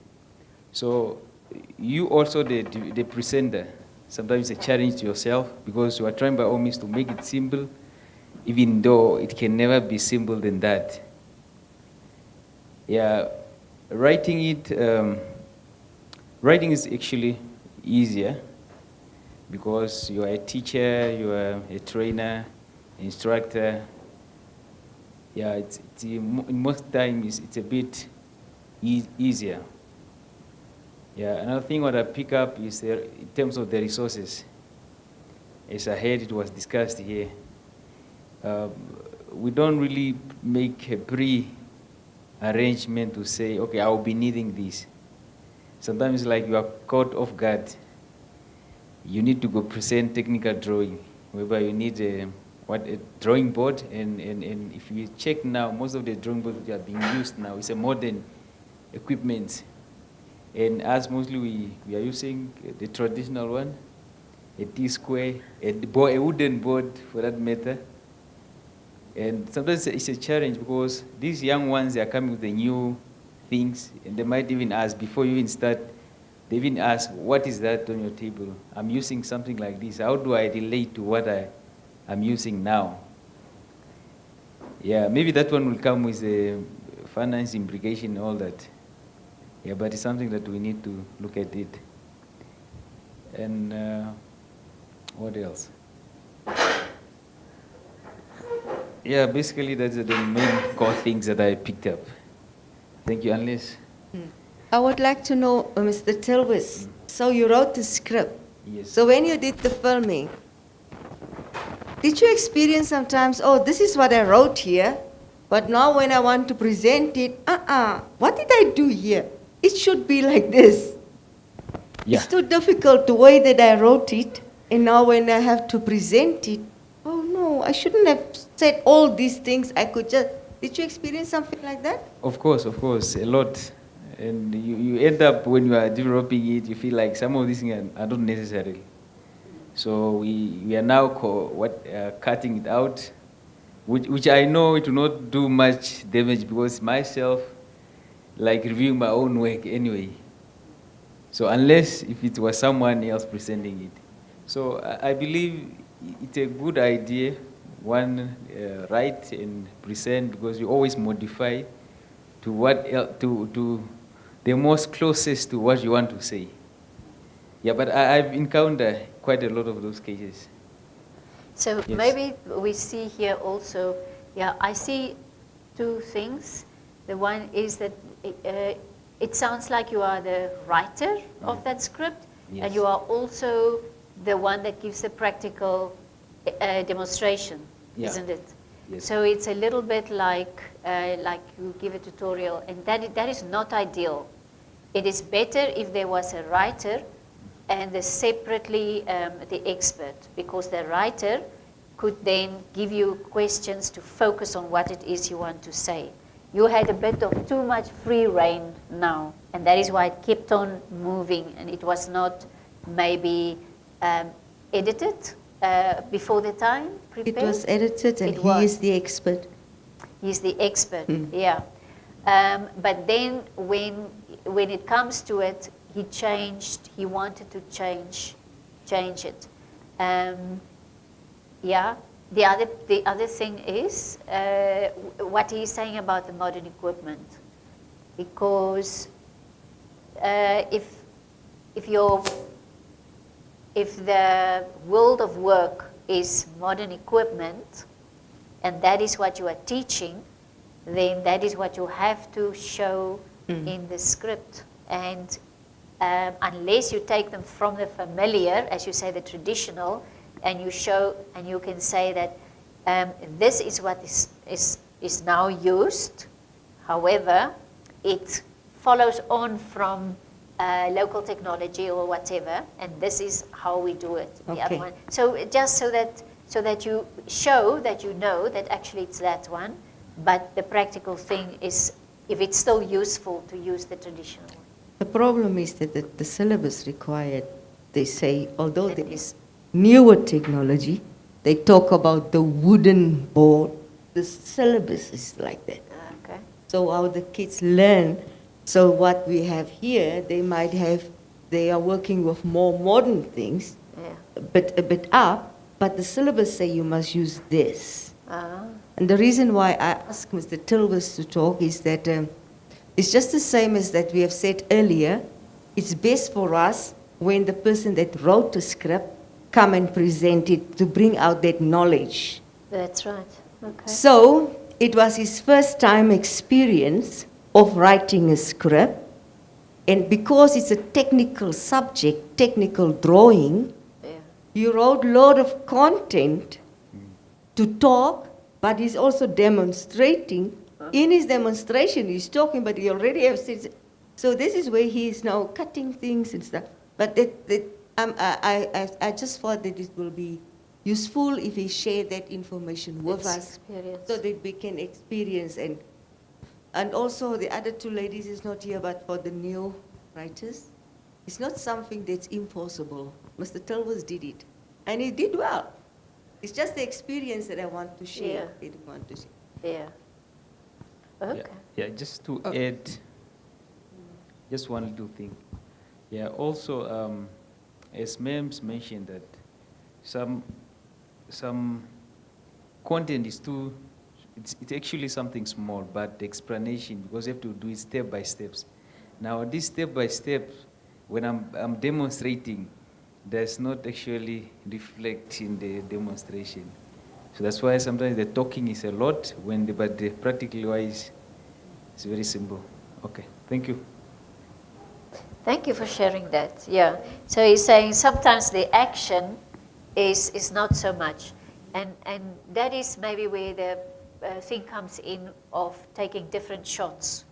So if you have a wide shot of the whole thing, then you have a close-up and so on, so that while there's not a lot of things happening in this explanation, at least the shot can be, a variety of things. Okay. But yes, we can see that it's better if it's, even if it's you writing the script, maybe it is better in that case. Don't you think it's better if you go out and do that first? Do the filming first, because you know what it is that you want. Then you look at it and you get yourself in and out words. This is the clip I want to use, these 40 seconds. We have a guideline of 40 seconds. Let's try not to have it more, because then it goes on and we lose the people. So then you can look at your thing that you have demonstrated, choose your 40 words, 40 seconds, and then you write the script for before and after, something like that.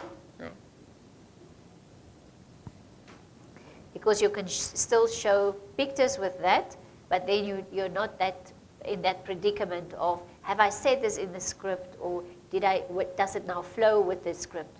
So, Yeah, actually we are very fortunate now to have this workshop, because previously, or for that first try, we didn't have a workshop, only some notes, and it was a little bit tough. But what I also want to say is that you can't just write your script you will write it in 3 days, but afterwards you still feel, no, I want to change something. And then that is a little bit difficult. Now you write it and then you send it off and then you remember, no, I want to do that. So tell us, it's actually nice if you can at the end also come in and chop and change and present it with the necessary emotions. Because you can write the script and the presenter just read it without any emotions. Yeah. Is there something where we can say that if at all the writer can be the narrator as well, then that is a preferred option? If they have a good, like someone was saying, some people maybe is an expert but cannot talk, or, you know, or Yeah. has a bad voice. Or For I will not say most, but for many of our videos, it is the writer, or at least the content editor, given that they are good presenters, they did the presentation. okay. Yes. That is actually preferable for us, because you will hear that although if you listen to the script, or to some of the videos, like you have heard the radios, all these screens, the information is there, is people with not bad voices, they are clear, but you hear, I'm reading,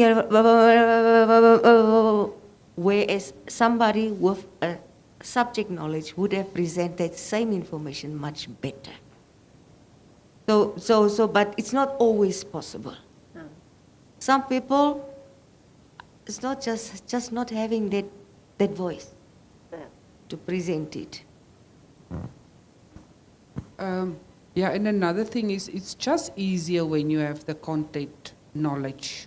Then it's just the know-how to do it that will be a problem, but the content knowledge is very important. Yeah. Florence, the mic is behind you.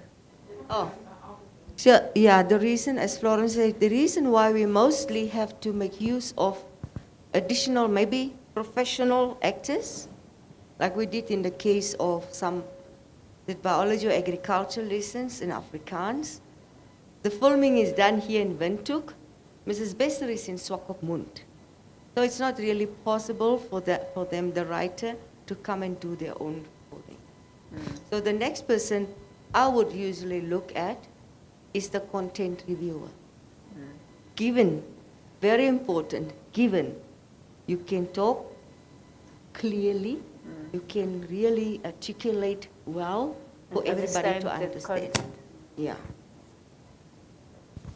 Okay, so the preferred option is the writer speaks themselves. Risto, you want to make a comment?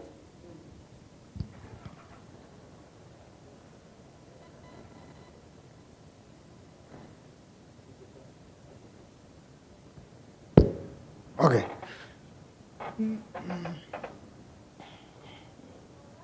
Sorry. Oh, must I sit down? Am I that short? Okay. I also want to add something, and I have to include the challenges. And even though we overcome some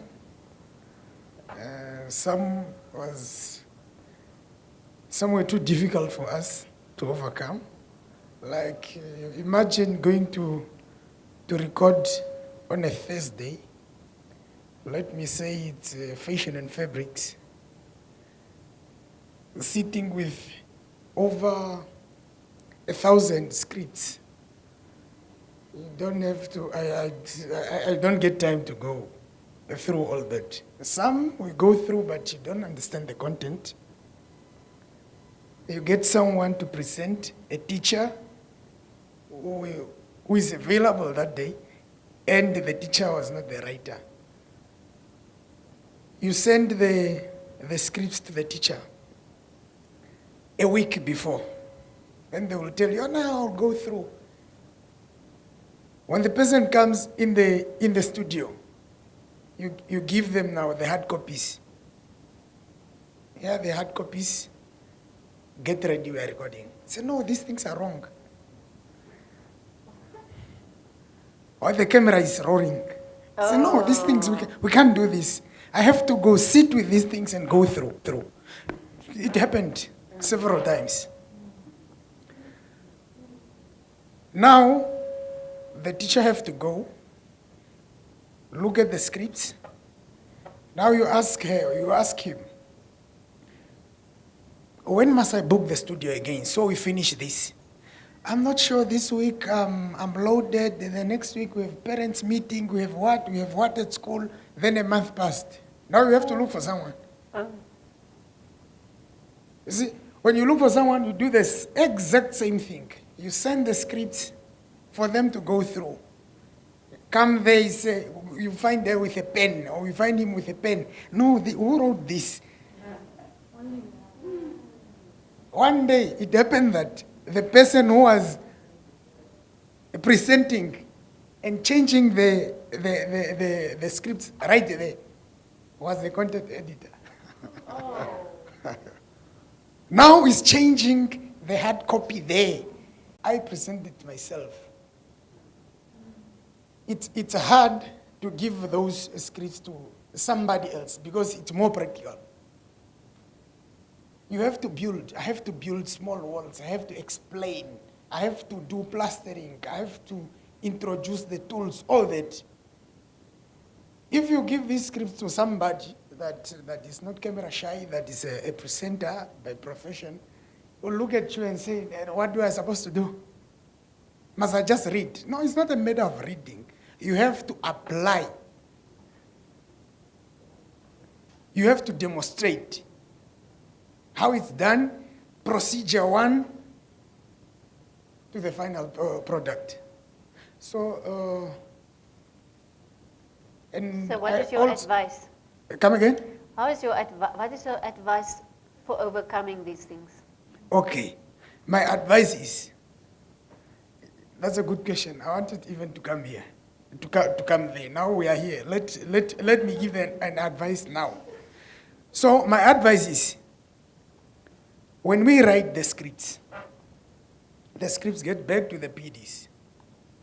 At least, please, the PDs must go through. At least now they are not a lot like the previous project. They are not a lot. The PDs must go through and send the scripts to the next person with the comments already. Or if the PD is not happy with the content of the script, they must send them back to the writers. And from the writers back to the PD, it's only when the PD is satisfied must send it to the content editor. I think that's a right channel. And from the content editor back to the PD must be satisfied to send this to the language editor, right? And when now these scripts are ready for production, the PD must give the scripts to, no, they are not going to give them to somebody. They are going to print and organize with coordinate with the presenter. And the best presenter is the writer, as Mim said. That's always the best presenter. It's only that you find people that are camera shy. They don't want to be on camera. Or if it's radio, they don't have the voice for radio. Then here is when we come in now with the presenters or the voices.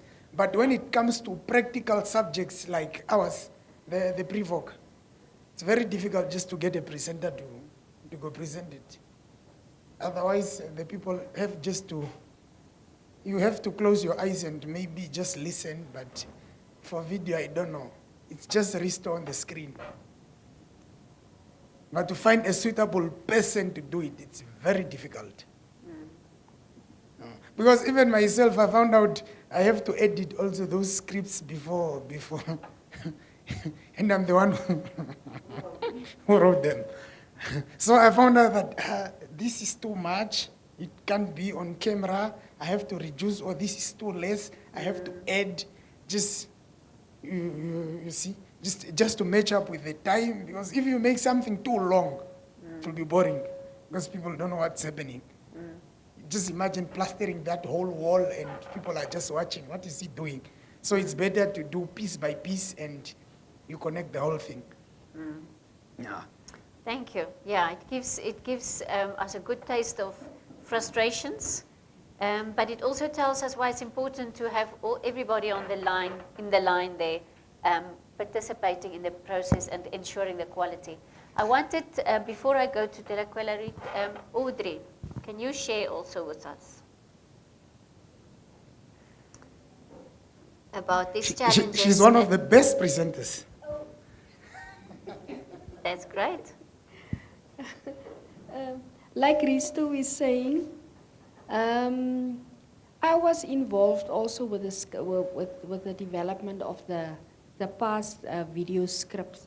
I am a program developer for people that maybe do not know me.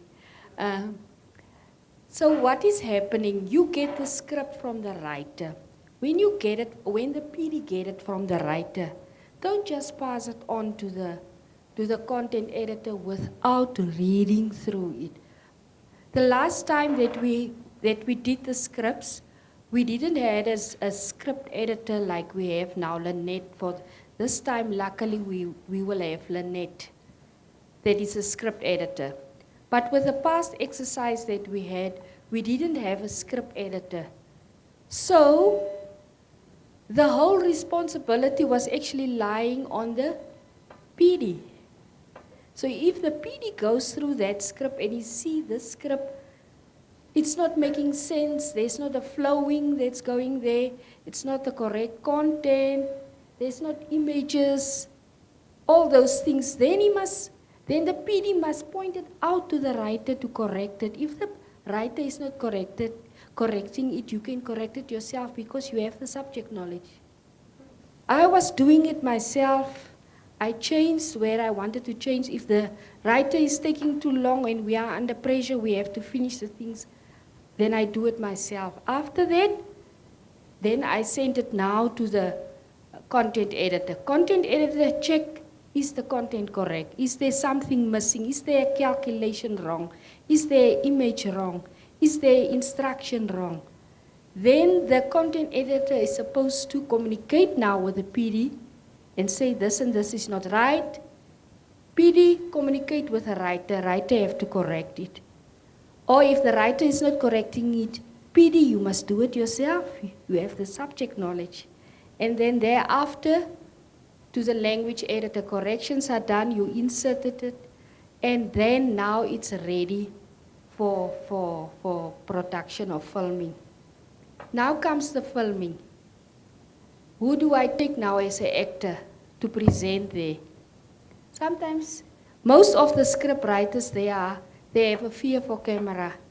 So they have the subject knowledge, but they are afraid to stand in front of a camera and talk. That was the case with my subjects. I couldn't get somebody, so I just had to jump in. And I did it. I don't know how is the product, but I was doing it with all my scripts. I was the presenter. When you are having your scripts there, and I think also, even if the person who was the writer is doing the presenting, I think the program developer or the PD must also be present when that script is filmed, so that they can immediately see if there's something wrong, and that, or even before the time, the script must be perfect already. You can't run around when you are now filming, now running around and make here line change, make there line change. I was lucky. I was working with, what's his name? With Marsh. Marsh is an excellent person when he is now filming you. He's following on the script while you are talking there and reading or what else. And he's so excellent. He's even telling you the pronunciation of the word. The Marsh Marsh was learning me this wow, the rolling English. The what? So, the rolling English to say, we are talking Namlish. So Marsh was correcting me. You must say it like ra, ra, wa. So all those things are important. That's why the PD must also be there, because the PD knows the terminology. How do you pronounce the words, especially the English teachers? They are the English PDs. It's good if they are also involved there. So that was my experience. I don't know how my product is at the end, but I tried.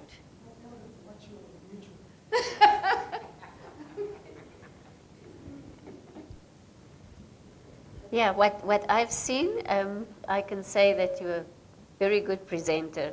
You are calm, you seem knowledgeable, you're confident. These things are very important. But I see really what you are saying.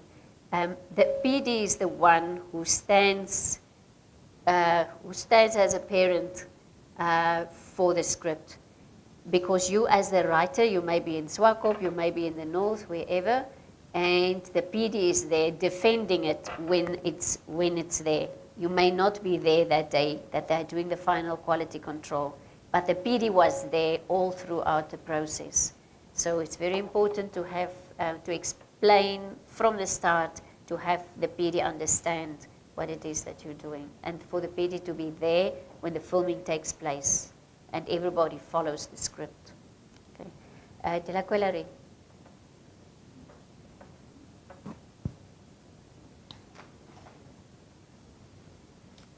Yeah, no, I just wanted to add on his points by saying that it's really not easy presenting. I was one of them. It was very tough. What was tough? I don't know, is it the thought of being on camera, or I don't know. It was not easy, that I can count. Yeah, but what I wanted to emphasize on was, as you were saying about the writers, if they can't read, if the voice is not good, let them at least be there, because there's some changes that need to be made. Sometimes you read or you are narrating and it does not make sense at all. Or maybe the directors or whoever, they can maybe give the numbers of the writers. I can see now on this new script, the numbers will be there. But back then, there were no numbers, at least maybe to contact the person and maybe just ask what the real thought or the meaning of some words or the pronunciation. Yeah, is. Because then you need to take a decision there, which you don't even know whether you are right or wrong. You just think for yourself, think for the writer that maybe the person wanted to mean this in the studio or even at home when you are reading the scripts to be ready for the... Do you have a rule about who may make changes on the script? Audrey? Wings? Is there a rule about who may make a change?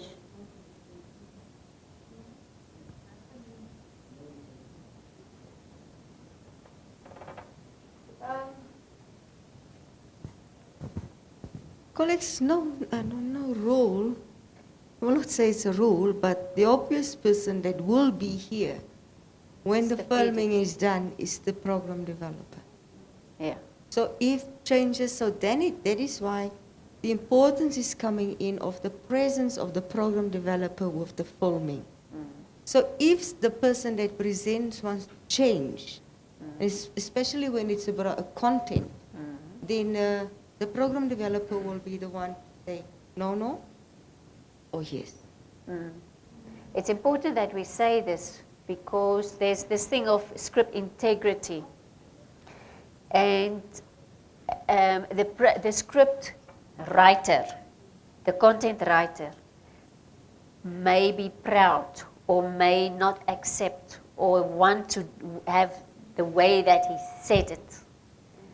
So, and then he may wait and he sees the changes that were taking place, but he's waiting until that day that he's going to present it. Then he's going back on his original thing that he wants to say. That is why I'm saying it.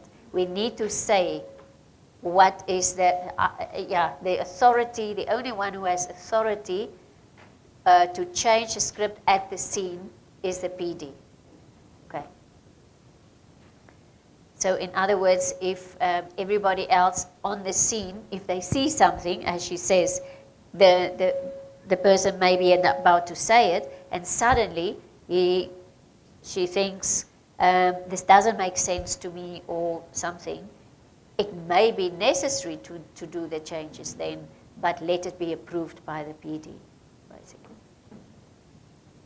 I think one other challenge is, especially with the languages besides English, although sometimes the war is too much of our Namibians that's talking American English on this thing.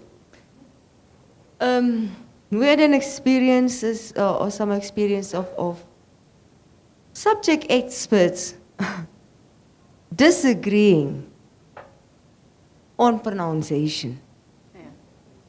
Yeah, it's natural. Yeah. So now the unfortunate thing was, me and Risto that was coordinating, with Florence that's there for African languages, Ms. Nakwaya there, nog some Ms. Florence for European languages, Mrs. Nakwaya for African languages. I don't have a clue about the Sherero. Now we do it, it goes through and everything went done. Now comes the final quality review. Now people want you to redo things because the pronunciation is not right. In that case, do I redo it or not? It depends on a credible expert to tell me it was wrong. Because these things are not, video production is not cheap. Not just financially, but in terms of human time and everything.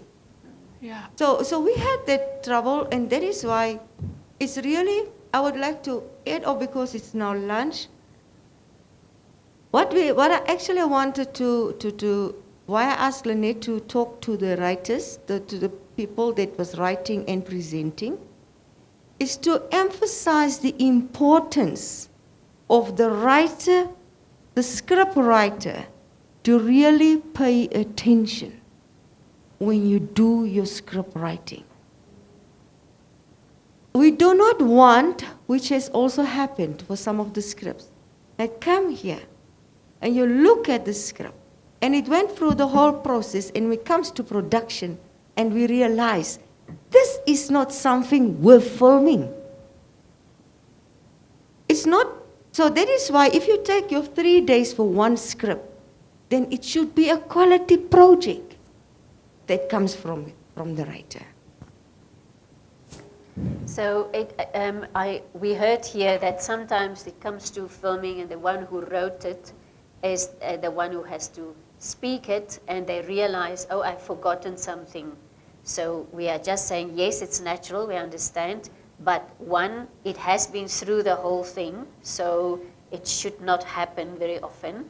And two, if you absolutely have to add something, get permission from the PD, because it adds time, it makes the script longer also. Florence, finally? Last point very quickly. I was fortunate enough to be invited to listen to an Oshiherero recording. It was a radio recording. And in some instances, really, it's so much necessary for something to be redone. Because with Oshiherero terminology, there are so many homophones. You have a word, for example, there was an instance where the presenter was pronouncing a word in such a way that it meant something else.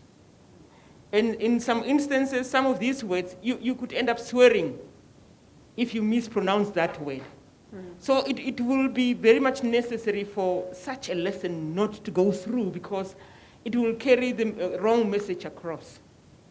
So it is important, perhaps, for some, for a native speaker of that particular language to sit in, just to ascertain that the words are being pronounced correctly, because the person pronouncing the words might make a mistake, and then it would, negatively affect the whole presentation. Sorry, so let me just quickly come in. So in other words, the writer should add that into the script to say this person must be present when filming or something.